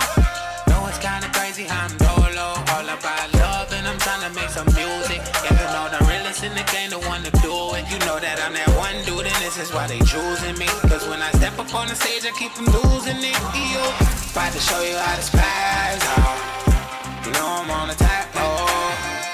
Show you how to crash out. Had to activate, go small. Feeling like John Cena, boy, no, you can't see me. The crowd yelling out, that's T1D. Like, ooh, spaz out. Ooh, crash out. They say my flow is sick and they give you diarrhea. Using my voice like an onomatopoeia. Cruising in my Tahoe, go boom, boom. Got that thing on my lap, it go boom, dog. Big body flow, make room, dog. This song got me dancing with my broom, dog. And if you really like it, it's a vibe, yeah, yeah. You know I'm on top and I'm live, yeah, yeah. Shifting the game left and right, tectonic. You know I gotta do it right, get it honest. This that T1D sound, yeah. You know this how I go and put it down, yeah. When I pull up on the scene, got God with me. I hope you get addicted, come ride with me. Don't need no diamonds on my wrist, I'm talking bling, bling, bling. Cashing out, it sounding like ching, ching, ching. Whoa, about to show you how to spaz out. You know I'm on the tap, oh. Show you how to crash out. Had to activate, go small. Feeling like John Cena, boy, no, you can't see me. The crowd yelling out, that's T1D. Like, ooh, spaz out. Ooh, crash out. All right, that was Spaz Out again. New release from T1D. We're gonna give it our drive-by review here. Again, you guys in the chat, do the same. Do the same. Go ahead, Cordell. Let them know what you thought about this one here, Spaz Out. All right, so this was released. Yes. Yep. I honestly, I got no notes on it as far as the technical side. Like T1D he's a master at his craft. He knows what he's doing. I know that everything that I heard is there with a purpose. Like he meant to do that. Mm-hmm. I thought the beat was dope. It was a nice little vibe. I really dig the horns in that. It made for an upbeat, jumpy groove. The vocals came a little flat for me. They seemed to fall into the beat, and they were blended pretty damn well, but almost to a point where they didn't matter. Okay. And I think that there were portions of the song where lyrically you're delivering something dope, and I didn't hear it. I just wasn't paying attention. I ended up tuning into the beat because the beat was like, "Here I am doing my beat thing. Yeah, he ain't saying shit. Don't worry about him." That's the way it felt. Okay. So I don't know specifically as far as the mix goes, if you need to, bring the vocals up or maybe bring the beat down, but there's definitely like a blend in there where what you're saying just kind of gets lost. Okay, yeah. I understand and what you're saying, yeah. For that, I can't give it much in the ways of relatability. I was only catching bars here and there. As far as a number scale, I'm gonna give it a 3.35 because I definitely want to play it again. I want to hear this shit. Okay. We got Quinn out there with a 4.44. We got K3 with a 3.43. Josefina with a 3.5, 4.5, 4. All right. And again, for those in the chat, some that might be new, you guys seeing scores come up here, you guys seeing scores that we're giving up here. Again, if you're not familiar, if you are new and not really sure what's going on right now, we are doing drive-by reviews, okay? Drive-by reviews on tracks. We have this one here, which is published, so it's just basically going to be number scales and what we kind of give that for a grade. And each one of those grades that you see on the screen, from all the people in the chat to the ones up here on the panel, if you go ahead and tune into the submission form. It'll kind of break it down for you. We got 3 different categories that we really rate these songs on and kind of give a review for. The ones that are whips, work in progress tracks, or private revisions, things that are not quite published, we kind of give them a little bit more of a breakdown so that way they can go back into the studio in their next mix session and kind of give some, we at least give them ideas of what they can do to, you know what I'm saying, maybe tweak it, make it better. But yeah, so you said 334 on this one, or 335, I'm sorry. You said 335? Yeah, 335. I'm definitely going to play it again. It's T1D. Right. So for me, you kind of hit the nail on the head for what I was going to say as well. Similar. And again, it was a decent, I would say, as a decent cheese block. It wasn't good because some of the stuff that you were saying, Cordell, I felt exactly what you were talking about as far as like getting lost. And I was like, hold on, what did he say again? And again, that he said it's only released on BandLab. Okay, yeah. Yeah, okay. He said he could push the vocals out a little bit more. Yeah, that's what I was thinking too. Overall, and then I did have he said, let me go back real quick. Did he say he made the beat too? I think he said he made the beat as well too. That was dope. Right. Okay. This is slap. Right. So all around T1D production on this one. Yeah, for me, my scores are I'm gonna go with a 3.5 on the mix. Because I don't think it's too bad, you know what I'm saying, in that aspect. But I'm going to go 3.5 on the mix. I'm going to go a 3 for the relatability, only because T1D, honestly, when I see the name Spaz Out, and relative to what, you know what I'm saying, it's normally noticed for, I was expecting something a little bit more of like spazzy flow. You know what I mean?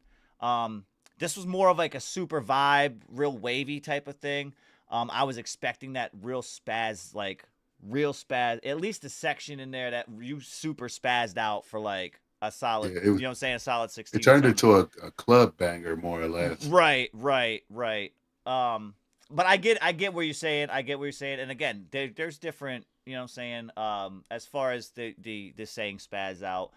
There's different areas and regions that people use certain terminology for different things. So I totally understand it. If that's something that, you know what I'm saying, down there, spaz out, you know what I'm saying, it's got its own different meaning. That by all means, you know what I'm saying, for sure.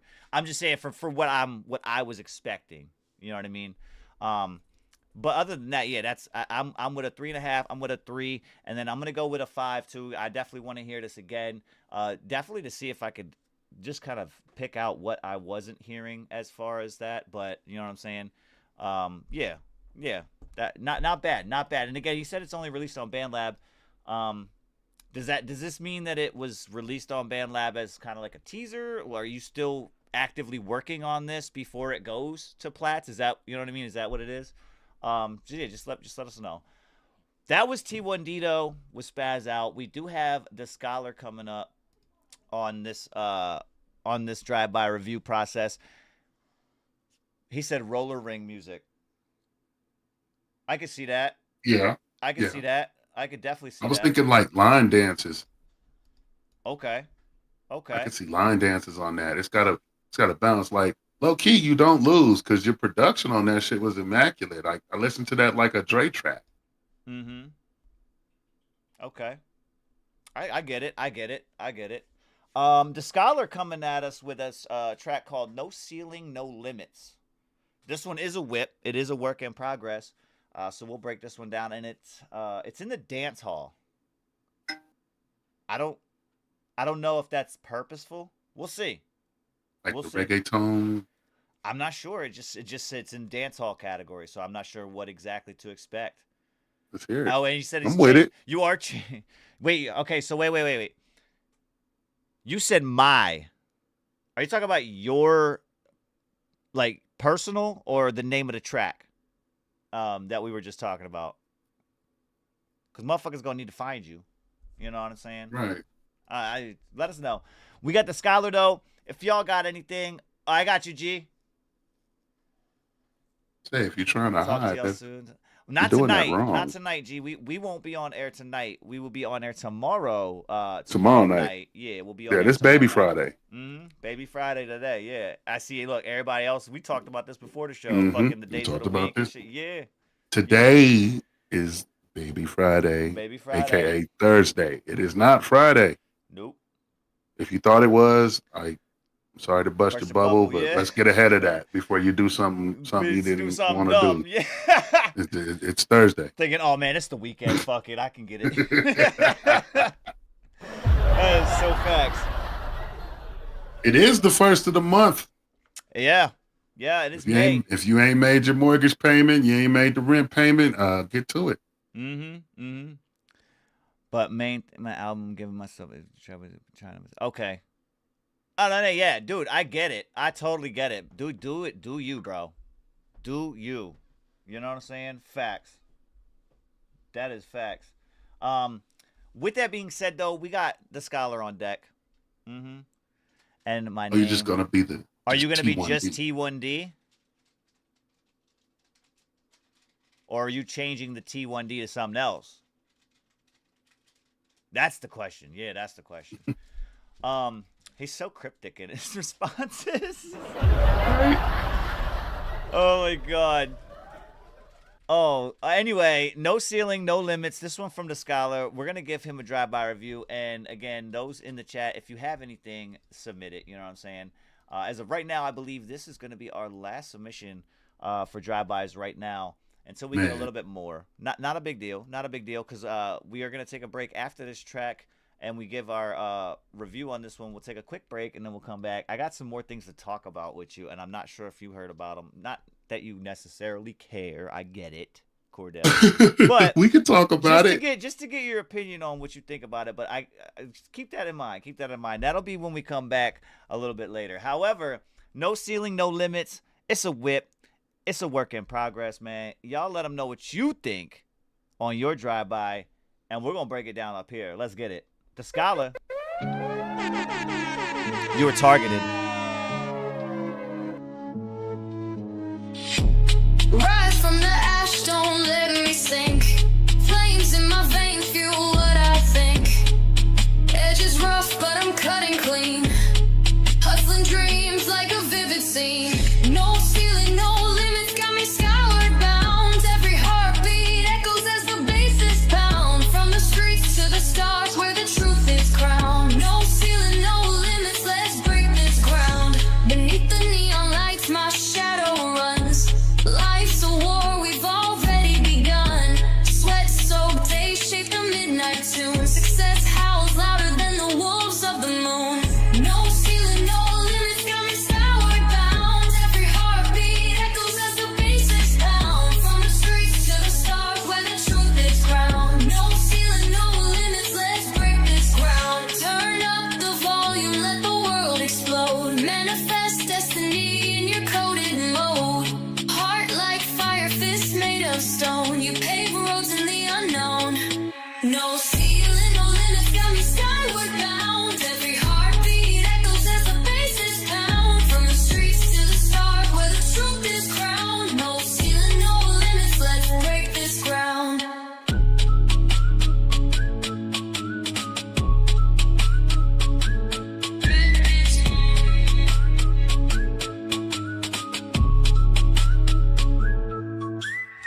Beneath the neon lights, my shadow runs.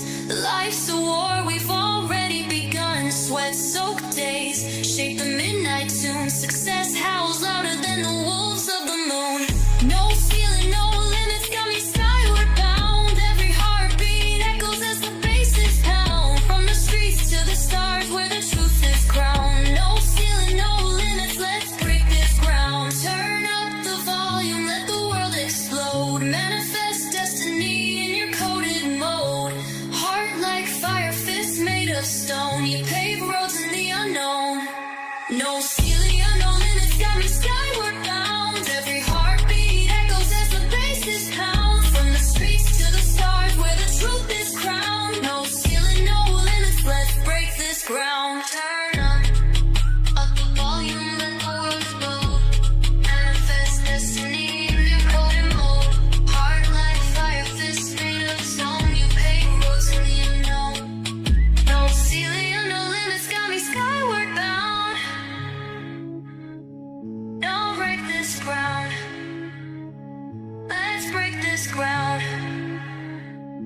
let's break this ground. That was No Ceiling, No Limits right there, Descala. I think I know what this is.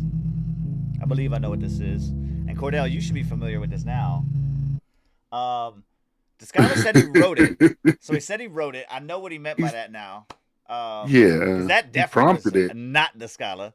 And I did see him. He said use Donna AI voice to sing it. I got you. He prompted it, but I know that you didn't write that over and over it. Mm-hmm. It's cool. Like, I mean, it worked. I hate drill. I know. As soon as I started hearing it, I was like, fuck, Cord. I felt it. I was like, damn it, Cordell. This just got awkward. But nah, I mean, I don't drive-by review, bro. I don't know. I don't know about drive-by reviewing this. Yeah, I don't really know. I mean, if it comes from where I think it comes from, like, there's nothing to critique. The only thing I can say as far as the mix overall is there was a lot of the I heard that a lot. I heard it a lot. And a lot of times that comes from the AI voice itself, the way that it renders it. And it's hard to fight that and get it out without it really being detrimental to the actual stem itself. Yeah. The longer the track wears on, the wavier it the gets. Imperfections come through too. Yeah, the imperfections. But yeah, as far as like a drive-by review, it was cool to chill with. I'm not gonna break it down on my end. I'm not. Yeah, you know what I mean. Stop prompting drill. Stop prompting drill. Hey, J-Bo, my bad, dude. I did find it. I had one up here. Try. I do have some prompts for you, Scholar, though, if you really want some. There you go. J-Bo, I did find it. I did find this whip that you sent in. I thought I seen it, but it went away, and I wasn't sure what exactly what track it was that dipped out of here. So thank God. Let me hold on. Whoa, that just got way fucked up. All right, hold on. Oh, it took it off the screen. Jesus. Hold on. Hold on, y'all. Not that. There we go. There it is. All right, now we're good. So, this one here is called We're Done. He said, this is my attempt to sing rap. To sing rap. Word. Is it J-Bo? Hey, man, he said to sing rap, my guy. Say that then. Hold on, I'm just getting this. There we go. All right, so we're done. This is J-Bo Fletch on this one. It's a whip to work in progress. Again, after this here, same thing as before. I had to find this one. I'm glad you said something, though, in the chat, J-Bo, because, again, I was trying to figure out whose it was and where it came from or where it went. But when you said it, I was like, okay, it was his. This one, though, J-Bo Fletch, we're done. We're going to give it a drive-by review. Again, everybody in the chat, you do the same thing. And apologies on that other one. Descala, shame on you, bro. You should know we doing original works up here for drive-bys. You feel me? It is in bold. Man, use a good prompt and, like, write a song. I mean, yeah, I ain't got no problem vibing to that type of shit. We can vibe to it all day. Just give me the heads up beforehand that it is, and we'll just vibe. You feel me? Yeah, that's what I'm sending you now. I got you. Heads up. There you go. Hey, there you go. Heads up. Check it. It's called We're Done. J-Bo Fletch. Let them know what y'all think. Watch it. You targeted, J-Bo.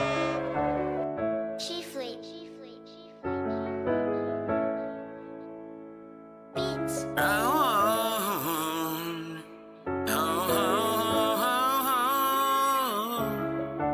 J-Bo Fletch.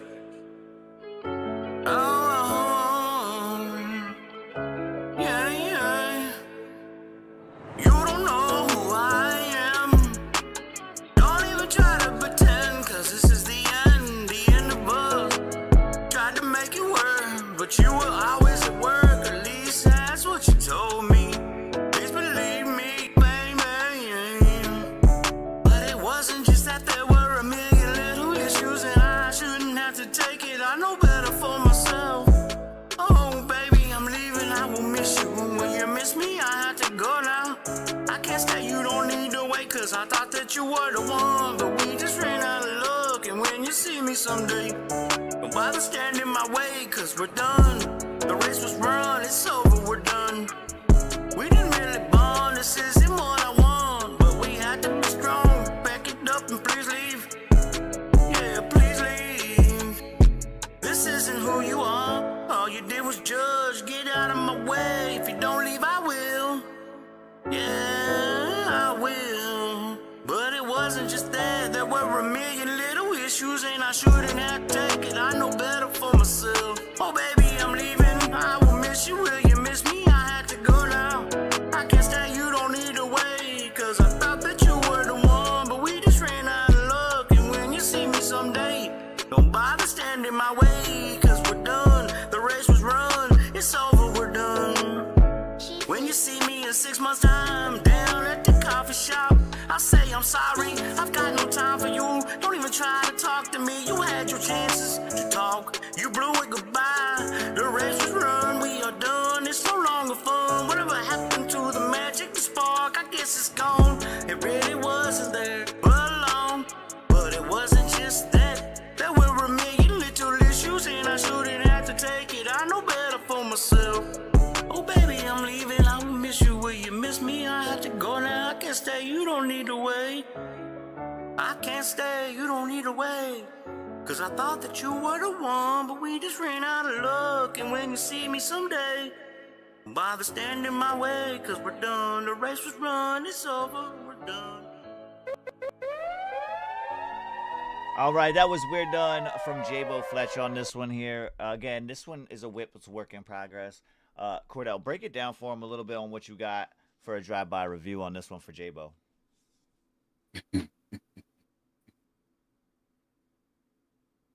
Man, all right. I really wanted to not like this. Like, I'm listening to it, and I'm wanting to not like it. But what I hear, like, I hear notes of, what's his name? Bob Dylan? Mm-hmm. When were we talking about that guy the other day? I believe so. His name came up. It's Bob Dylan and the other guy that does the Disney movie, the Disney music. I can't think of his name, but he's got like some real simplistic songs, but you know, like they're catchy and almost award winning most of the time. Like somehow, I can't think of that guy's name for the life of me, but that's what it reminded me of. And when I'm listening to it, I started hearing it with that ear, and it's a pretty decent track. It's actually relatable. You know, conceptually, this is definitely on point. I don't know how many people are going to be able to tolerate your vocals. Right. That's one thing I had on my notes. Vocal is wild. I don't know if everybody's going to be able to get through it and hear the message or. Now, I did have a question. Just so I'm consistent here. Did you hear the clipping? Yeah, there was some that background static. And I didn't hear a background static. I was hearing it, especially at the end here, where the beat kind of drowned out a little bit more. Every time, it was only when he said something, I would hear like a background, like just for like a static, like as if like, you know what I mean? Like, I don't know if it was it was similar to like an interference type of noise. Okay, no, that's what I was hearing.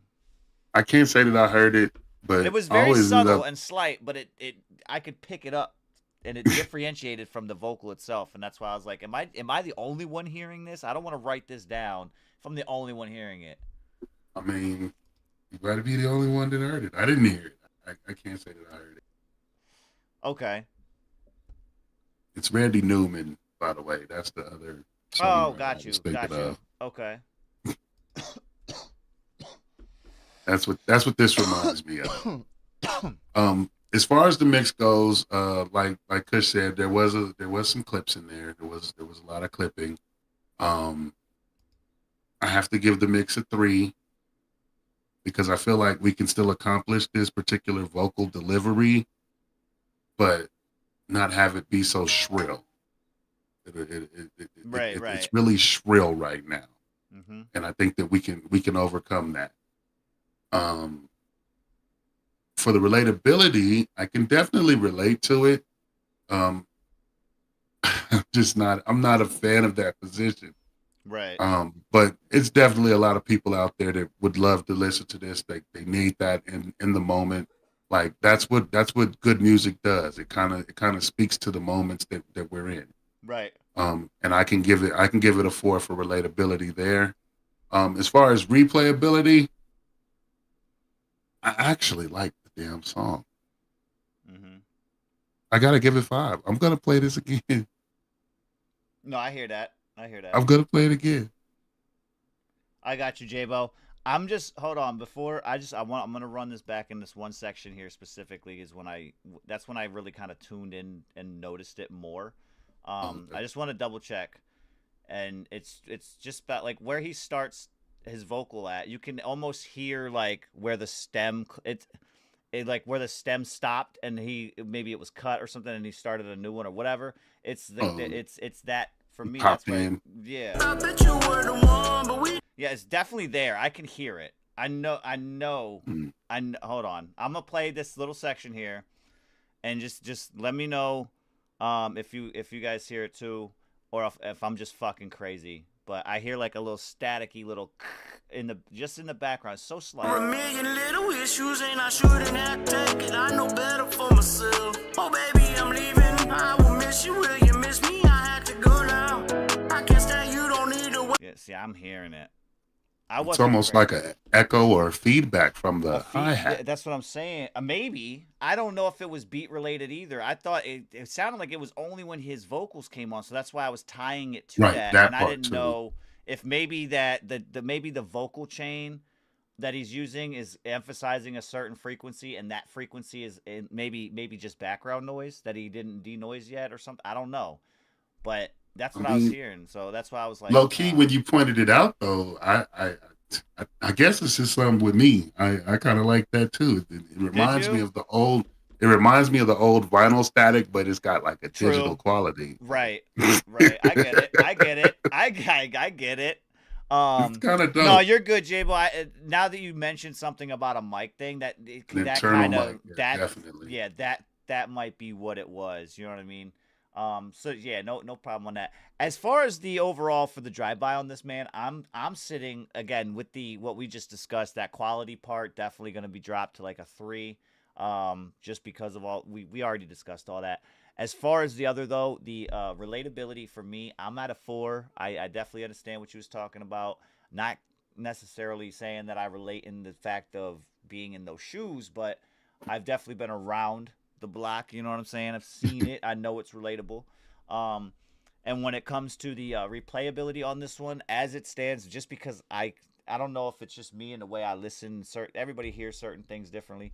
But that frequency was driving me like up a wall type thing when I was playing it. I'm like, should I stop it? I don't know. That's crazy because like I'm gonna go listen to it again harder. I want to hear the static. He said I'm gonna listen to it harder. Listen, I get it. I was picking it up, but I didn't know what it was. It was just, like I said, at this section here is when I really kind of felt like it kind of came out a little bit more predominant. And I was like, damn, yeah, I don't want them to. I put it on my notes. I wanted to make sure anybody else heard it. That's why I asked you when you brought it up. I'm like, okay, yeah, maybe he did. I don't know. But like you see, like I by the end of it, like I was smiling and like. Mm-hmm. It's low key ear sugar for me. I don't know. Like that's the way the world works. Everybody's different. No, yeah, that's why. Hey, look, that's why we do the drive-by reviews. You could get a subjective thought on what you got from everybody out here. You know what I'm saying? Exactly. That's the idea. Then you bring it downtown. Then you bring it downtown and let all the subjective thoughts come collectively together and give you a overall vote on your track when it's published. You know what I mean? Let me see here. We got. All right, that one and that one. All right, that's going to conclude the queue for the time being, right? We'll be right back on the queue for some more drive-bys in a little bit, just a little bit. We are going to take a quick break, though. If you got to go to the bathroom, whatever you got to do, get it done and over with. Slide back to the block and check up. We got a couple things we're going to discuss. I just want to kind of pick Cordell's brain on this one particular thing that I don't know if he even heard about yet. But yeah, this will be interesting. Again, man, Blended Ones Radio Network, we out this bitch. Every Thursday, Friday, and Saturday, we out this bitch. You know what I'm saying? Hanging out with y'all. Make sure you hit the thumbs up, smash the share button, and let everybody know where you at, man. Blended Ones Radio Network, we'll be right back.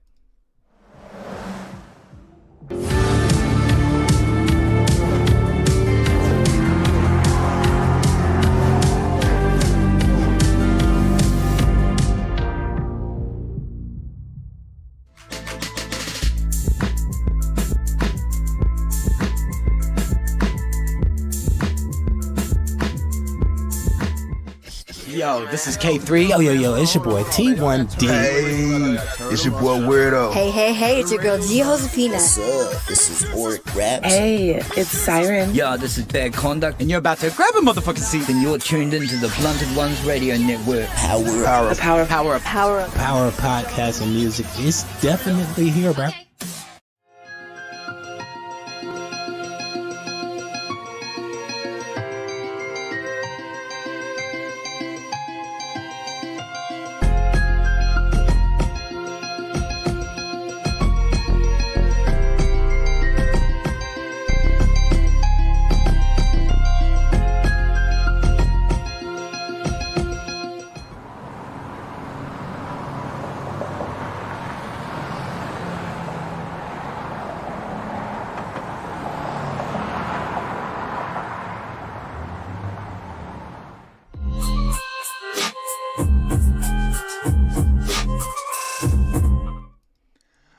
All right, we're back, man. So I had over here this article, and I'm not sure a lot of people even know about this. But it's cool because that one dude was in the chat. I'm not sure if he's still here. He did say he was working, he was driving, so I don't know if he's still driving right now. If he is, though, I want to see if he can give us some insight as well as anything he heard on the inside spot. But it happened in Florida, right? So recently, while everything else in the world's going on, and everything else in America, right? Everybody was so tuned in on this and this and this and this. Florida recently put through a bill to pass for approval, and it's for, basically they came out and said it's literally for weather modification. And just how everything that they're going to be doing with weather modification. Now, I'm not. Let me see if I can bring up this article real quick.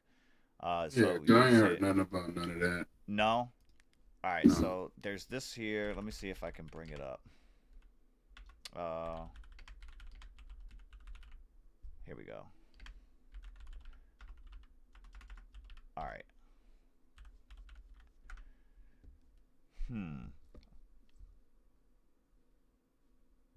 Regulating. Okay. Here we go. So it's Florida Senate Bill 56. Okay. All right. And it's House Bill 477. All right. They're legislative efforts aimed at regulating and prohibiting the geoengineering and weather modification activities within the state. These bills aim to address concerns about the potential impacts of such activities on Florida's climate and environment. Now, with that being said, okay, just for everybody out there, weather modification. Even though we've been told for the last decade or so that it's impossible to do. But they've been doing it.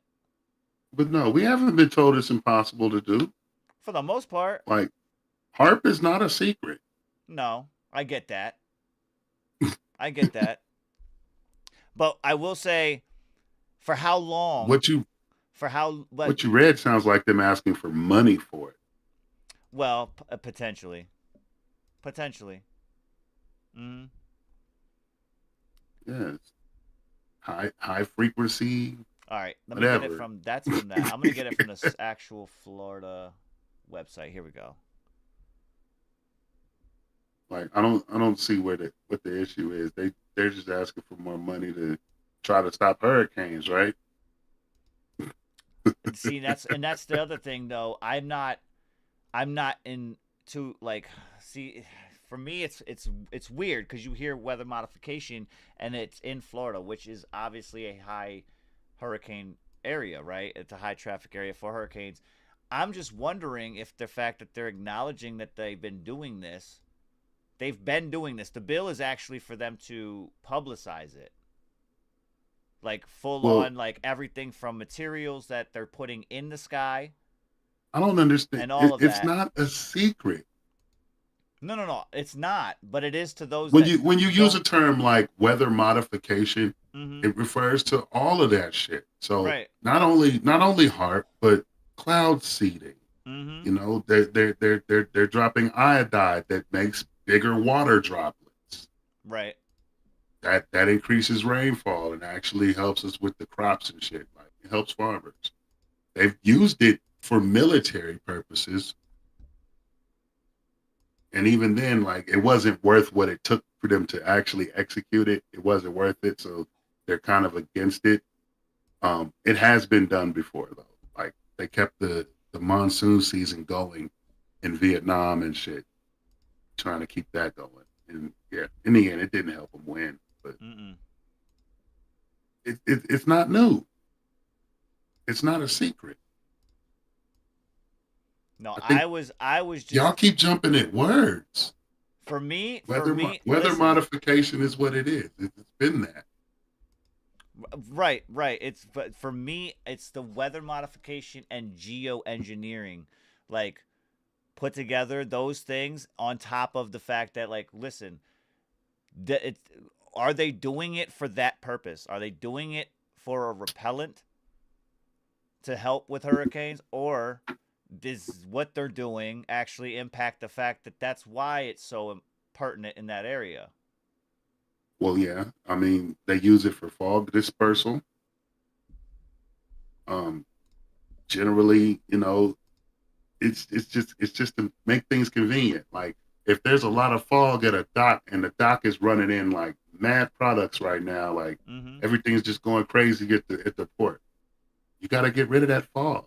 That's when they do the cloud seeding. It's weird how it works. Like science is science. But see, I don't think that I don't see a nefarious motive or objective in it. For me though, right? The nefariousness for me is coming from the fact that when people said that that's what it was before, it was denied. That's not what it is. This is compressed air from the engine of the plane. That's what this is. Really? But it never was. They've been with the contrails that they've been doing. They were calling them contrails from the train. They were the plane. It was chemtrails. But they've been denying it for the however many years until people finally started getting social media started playing. Because it's chemtrails of what? What is the chem? What is the chem? There a bunch of There's a bunch of metals in it. First of all, I'm not sure the exact recipe. I don't think it's even public. Just like the air. I'm just saying again, like we're pointing at something. In what does it do? Like these are the questions. Like why should I give a fuck? Honestly, that's the question. What is wrong with them puffing their little clouds in the sky with their planes when they do it? I've seen it my whole life. Right. This is what they're talking about when it comes to the reason why it's being pinpointed, right? They're saying that the chemicals within the clouds that are being produced vary. And it's funny because you said nefarious. It literally says the thought is for nefarious purposes, from weather modification to human population control via sterilization to even mind control. Very far-fetched. It's very far-fetched. I wonder what they paid the writer to write that article. That I don't know. That I don't know. I want to know the editor. I want to know the fact checker on this shit. Because what they put out there, honestly, it's almost fear-mongering. It says, I don't know what they're doing up there, but it could be bad. That's what I heard. It says that the chemtrail theory is not just Theory. It's not just well, yeah. They calling it a theory because this is this article here that It's I'm a theory basing it because it's not a fact. it's because it's been denied, and it says that No, it's been that's denied. not how theory works. That's not how theory works, Kush. I know. You're changing it up. No, I'm not You're changing it up. anything. You I'm just reading said what it's it called says a theory, here. and I'm telling you, it's theory. called a theory because it's not a fact. Right. I'm telling you here that it wasn't a fact during this article, and it's saying it's because of. Hold on. There it is. So it's saying it's because that the basis of what was being claimed has been denied, and the term chemtrail, right? It says was denied, and they're being called contrails, and it's saying that it is actually in fact the jet planes. Compressed water vapors that are being pushed to dissipate out of these exhaust ports. That's what they said they were. That's the initial time. That's how they write your name in the sky. Right, which is originally where they came from, and then after that it states that in quotations chemtrail theories. That's why at least this article is making it to be that. What I'm saying, theories. What I'm saying is, there's clearly nothing factual about this. Nobody ran out there, saw a chemtrail, got in their own plane, and scooped up a bucket of it to see what it really was. Scooped up a bucket. No, they didn't need to because after a while, like I said, social media came out and they came through and after the fact and admitted that they indeed were using these to spray. It was a whole operation that they had going for geoengineering and weather modification. They've already came out and said that.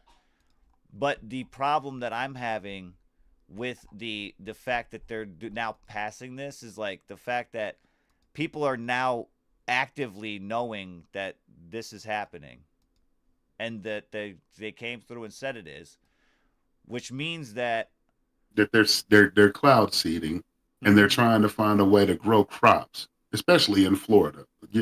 I mean, I don't know as far as, like I said, I don't know the reasons behind it. You know what I'm saying? Mm-hmm. Dropping dry ice. what? Hold on, my fault, chat. I was over here reading some article and shit. I'm going back and looking at this shit. What the fuck is... He said... It's the scholar. Mm-hmm. Dropping dry ice in a hurricane will slow it down. Wow. You just want people out there dropping fucking blocks? I was going to say, I don't think we have enough dry ice to really... Right. Can we even transport that much? Right. Can you even transport that much in a plane safely? Why not just the liquid nitrogen? Just go ahead. Just cut out the middleman. There you go. Go get a couple Terminators, drop them in there. Oh, no, wait. That's mercury. Right. Never mind. Now I'm trying to see. Look, I'm trying to see here. I'm trying to bring it up. I'm trying to find the spot here where I can find it. I think that this is just all designed to keep the people looking in the sky to scream that it's falling and nothing's really happening. The thing is they don't. That's the whole thing. They don't. Do you want them to? Possibly. Why? I mean, for me, look. I don't know what like. All right, this is what we're talking about, it right? So, basically, when I was a kid, right, we had clouds that we could fucking make shapes out of and shit. Oh, that looks like a.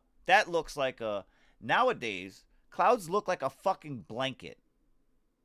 Just a blanket, a flat ass blanket. Well, I mean, we did talk about hell is on Earth, and I'd say you live closer to it than I do. I get it. I get it where you're at. Like I'm still seeing fluffy clouds from time to time. I can say, I think that it's a matter of perception, experience, age. Like, bro, you're an adult. You've grown up, and the idea and the imagination in seeing shapes in the clouds. Yeah, it's still there, but it's not forefront. You know what I'm saying? No, I get it. I think that if you took as much time as you had as a kid to do that, you'd find that they're still there. Now, as far as them like looking like blankets and shit, like I think even that is just the slight speed in time that we all perceive with age. I don't know. Maybe it might be an the area. cloud. Maybe it might be an area thing, but like I said, for me, the clouds are. I live right next to the not next to, but we live relatively close to the airport. Texas, wasn't it? To the wasn't airport. that Texas? Where? Texas what? Is that Texas? Like the sky that you're remembering versus the sky you see now. They were all over. I lived in 12 different states as a kid, bro. Okay, fair enough. They were all over, and they were. That's it's what like I'm saying. I know. I'm in Denver, bro. I'm looking at clouds now, and like, it's a blob, but I could force a shape. I mean, nah, we can't even do that, bro. We look, we live off. Looks like a little car close to the airport, right? And very seldomly do we ever see any sort of like fluffiness to a cloud unless there's an entire storm system coming in, which you can see the clouds rolling because of it moving. I get that. But otherwise, our clouds, we physically watch them get produced by planes that fly over. 2 hours later, there's just a sheet of a cloud that's been made. And then exactly. When I went to Texas, I saw fluffy clouds in Texas. Mm-hmm. Like that's why I was thinking, like, versus like some more congested, smog riddled city. Clouds look a little different. See what the like in LA, you didn't see a lot of fluffy clouds, or I don't remember that, but they might still be there. It's just it's just different. I just don't think that there's anything to be worried about there, or anything that's like gonna stop me from getting that chicken sandwich later or whatever. I just don't see it. I know that like cancer is a thing, and it's always been strange to me how cancer just kind of appears in people. And I would imagine that there is some sort of outside force causing that, but I hate to think that they're doing it purposely. So I've got my own thought process on that. That has to do with our bodies being self-sufficient when it comes to the healing processes. Right. And when it comes to like cancer cells and all that, you notice how cancer cells become a tumor, right? I'm pretty sure, yeah. So with that being said, that's the collection of cells, of cancer cells in a spot. That's your body pushing it to a central spot to where it can just stay there, right? Right, or either the weakest point that it can get it out. Right. The problem is when people go to the doctors for the biopsy is in fact when it's quote unquote spreading, because then when they prick that cancer cell, it opens that cell up. Right. And then that's what releases the rest of the toxins into the body's system. And that's in fact where I think it comes from. I don't know. Like I said, I'm not a doctor. Well, I mean, just even the deformity of the blood cell in and of itself. Like I know that they were telling us back in the early 90s that it was the influence of electrical lines. Like if you got a lot of electrical lines above you wherever you live, like to the point where you can even hear the electrical lines, like those places had higher results of cancer. Other places it was like toxic water, not even necessarily toxic, but like they just had a higher lead count or some shit like that. Those people in that area were having like bigger instances of cancer, or just more instances of cancer, versus other communities that had different water sources or no power lines above them. And like they've done this on like everything from the smog, and like that's how we learned about asbestos and all that other kind of shit that's still causing cancer. And like even now they're still figuring out stuff that causes cancer. Right. I don't think smoking weed apparently causes cancer. It's possible. It's smoking. Well, no, it's not about that cancer either. They're talking about like colon cancer. Oh no, like that's the one too. Apparently it does that now. Shit, I'm a gunner. From what they tested, that's what it said. Look, we heard that shit on the thing, and me and Quinn looked at each other like, wait, what? The only thing I do more than smoke is poop. Shit, I'm done. Mm-hmm. I'm not gonna fight it.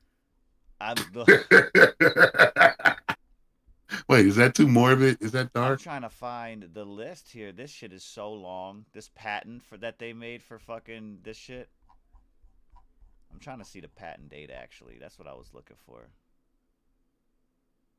So a patent really exists so they can sell it. Somebody bought it, whatever it is. Yeah, the patent was made and applied for in 2010, bro.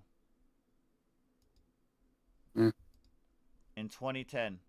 They finally figured it out. Somebody's willing to pay for it. It still doesn't seem shady to me, Kush. Can you guess the year that it physically got publicated to being an actual patent? There you go. You fucking knew it. Like I still don't see. I don't see the correlation though. Listen, dude, I'm just saying it. Does it not seem? That seems a little auspicious, bro. We talked. No, it seems extra convenient for you to flex something that still ain't there. Look. It says right there, publication in 2012. You know, my daughter turned 2 in 2012, and that was no conspiracy. No, I'm not saying that it was. But I don't see the correlation. The correlation is to what happened in 2012 versus what we're looking at here that has to do with the United States and the government and all of that. That correlates. What's happened? Well. This is what happened. You don't remember when we talked about before the show started? Shit, no. In 2012, Smith Monk Act. Yeah, that. Remember, I didn't know what that was, and and I was explaining it to you. You still didn't. You didn't. Yeah, they can legally lie to us now on propaganda, media, news, anything. Yeah, but. And this correlates to the date that happened. I'm just saying. It still doesn't make a difference. Look, I'm just saying, y'all are wilding out there. I'm just saying. It doesn't, man. I don't see it. I don't see the nefarious outcome. I don't see the definite win for either belief side, like either side's belief of the issue. I don't see where they suddenly dominate, take over the world, and now everybody's either happy or sad. I don't see this. It's a battle of Pinky and the Brain, my guy. Bro, that's even worse. That's even worse because they literally could have just sat their asses down and had the same chill ass night. Right. You didn't have to do none of that shit. It didn't even work. It's funny as fuck, bro. I'm just saying. Look.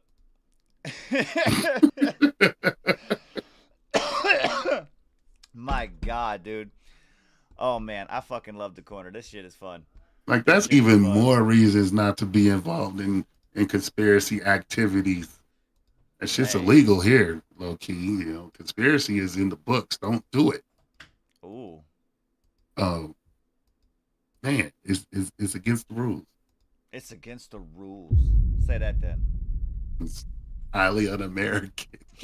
Oh man, big shout out to you guys in Blood on One's Mafia.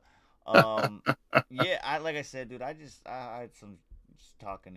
I don't know. I don't want you to be worried. Just talking shit. I don't think that you should worry about this. Oh, me? Like, yeah. I'm not worried. I ain't if anything, when you start flying your plane, just don't fly through those clouds. Well, you know, you won't get no rust on your shit or nothing. Just don't fly through your. Listen, I'm just saying.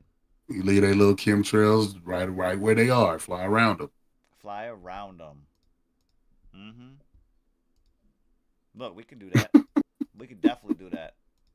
I mean that's my solution because, like I said, like this. Time is really short. Somebody could fly behind and vacuum it up. Right, that's what I'm saying. You got to get up there with a bucket and catch it, like falling out the back almost. You got to be right there. scoop some of this steam, smoke / trail, whatever this shit is. Scoop it up and get it analyzed. Now, if somebody was like, "Yeah, we did that, and it's got this, that, and this in it," and they're just letting it fall from the sky. Oh, that's some bullshit. You know, I'd understand.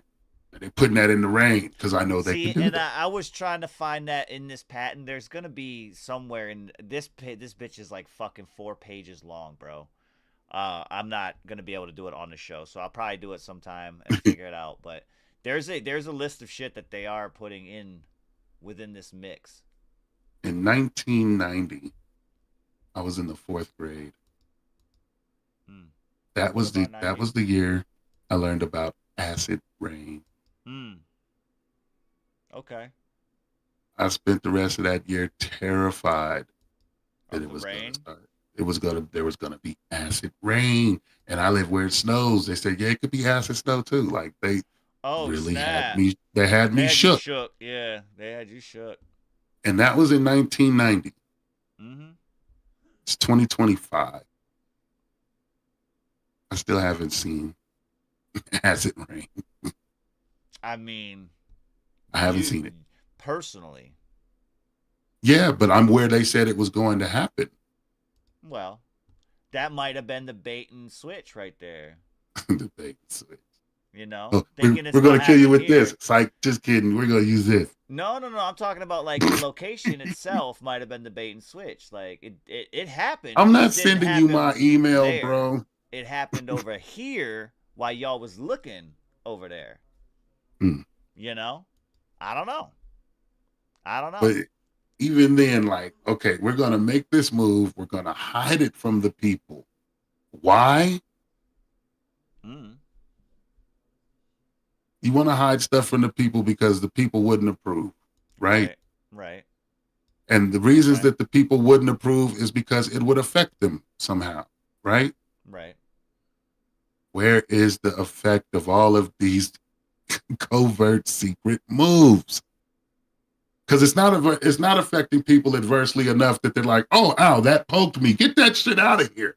That's what I would expect to be happening with all of these low key moves. Well, see, and I think the thing is that this is the part that kind of bugs me whenever I mention or explain or anything. It's the reason why it's a turn to a quote unquote blind eye, if you will, is because it doesn't affect anybody immediately. It would be something that would affect either years down the line or even possibly a next generation, which is why people don't see the effort or the reason to make an effort into saying stopping or oversight on what it is. You know what I mean? It's like that. It doesn't affect me. What does it matter? But that's what I'm saying. Not only does it not affect me, it doesn't affect anyone I know. The effect in and of itself is not obvious to the point that I can actually attack it and fix it. Right. I'm not looking for any new information. The scholar, like, this is weird. This is weird. The name's the scholar. He's just trying to teach, bro. If he was trying to teach, he'd just say what the fuck it was in the damn comments that he's dropping instead of begging for email. It's weird. It's weird. You just say it. Like, if it was that important, like, game is to be told, not sold. Say that then. Look, hey, I had fun. Today. Yeah. Again, not a normal show. We were again down sub mom for the day. Hopefully we'll have her back tomorrow. Yes, please get better. That's the idea. As far as, like I said, as far as we know, just to recap, she's getting her voice back. Everything else is Gucci. She's getting her voice back from what she said. So we're hopefully gonna have her tomorrow on the show. As far as today, man, again, we ran a little late. I had some stuff to do in the morning. And then also, you know what I'm saying, got some things to finalize for this upcoming month, as again, it is a new month for those that do not know. Baby Friday, it is a new month. The month of May is on us, and we had a winner last month for the month of April for Song of the Month. We're looking for a new one, and just so you guys are aware, we have 10 slots available. One is already filled with a wild card already. However, we have 9 more to fill this month, so definitely be tapping in, sending in your best tracks on the Downtown Sound Friday and Saturday night. You know what I'm saying? Anyway, Cordell, you got any? We talked about a lot of shit today. Again, just covered a lot of shit. We didn't really finalize anything, but you know. We threw out some opinion. And I think I learned some shit. I learned a lot of shit. Mm-hmm. Like I think that's what's most important is that you're able to figure out and learn some of this shit. We're gonna get to the bottom of this. I'm gonna find out why these things are happening eventually and focus on that. There you go. There you go. Beyond that, I want to remind everybody, and I want to ask you. You know what's happening after today, right? What do you mean after today? Like for the show or? Well, no, I'm just saying in general. When the day is over. The day is over today? Yeah, when the day is done today, you know what's going to happen? Oh, it'll be tomorrow. May. It's going to be May. I beat me to it. I'm glad you did it. I was going to try, but it didn't work out. Listen, just to reiterate with everybody, as far as the show does go, you know what I'm saying? We will be back tomorrow night. We'll start off everything when it comes to the Downtown Sound Song of the Night competition. Again, man, it's the Drinks Up week. It's the Drinks Up week. It ain't got to be alcoholic. If you're not that type of drinker, oh well. It says Drinks Up. Get whatever you got. Up. Yeah, just get it up in the air, man. Salute to everybody. As far as real quick, just to kind of, you know what I'm saying, let everybody know, 2 new drops coming to you guys. We got one this morning from OC Kush. We got another one coming from OC Kush with a K3 feature on that one. So be on the lookout for that. And if you haven't tapped into that, you know what I'm saying? My album is at the retailers. They just haven't released it yet. I was going to say, you said something about your album. I didn't know if you wanted to let everybody know about that. So yeah, we got things going on. It's at the retailers. They haven't let it go yet. It's 44 by me. Featuring 43 hot ass tracks. OC Kush makes an appearance or 2 on here. Again, he ain't getting credited on the album, but I'll pay him later. Oh man, I hear that. Look, you know what it is. Look, man, big shout out to everybody that slid through. You know what I'm saying? We be out here, and we got a lot of things planned for the next couple months as we're hitting into the summer months. You know what I'm saying? As far as I'm concerned, man, I don't have anything else today for anybody out there. If y'all, you know what I'm saying, want to chop it up or whatever, slide through the Discord. You know what I'm saying? Yeah, we're in there all the time. I was going to say, I'll be fucking around in there for a little while. Mm-hmm. I ain't got nothing else going. I might go live in there. I got a couple things I'm going to be doing a dispensary run #1. That's a fact. I did that before the show. Yeah. I was going to. Me and the wife were going to, but you know what I'm saying? I had to do some shit. I had to go to work real quick and get some things done. But with that being said, man, big shout out to everybody that slid through. We'll be back again tomorrow morning for some more drive-by reviews. If you guys got anything last minute, you know what I'm saying? Anything last minute you want to try to get reviewed before the competition is in effect, make sure y'all slide through. You know what I'm saying? We'll be out here doing big things on the block. The Korner Konvo podcast. Again, I'm OC Kush. This is Cordell Miller. We be out here. Where y'all at? Salute.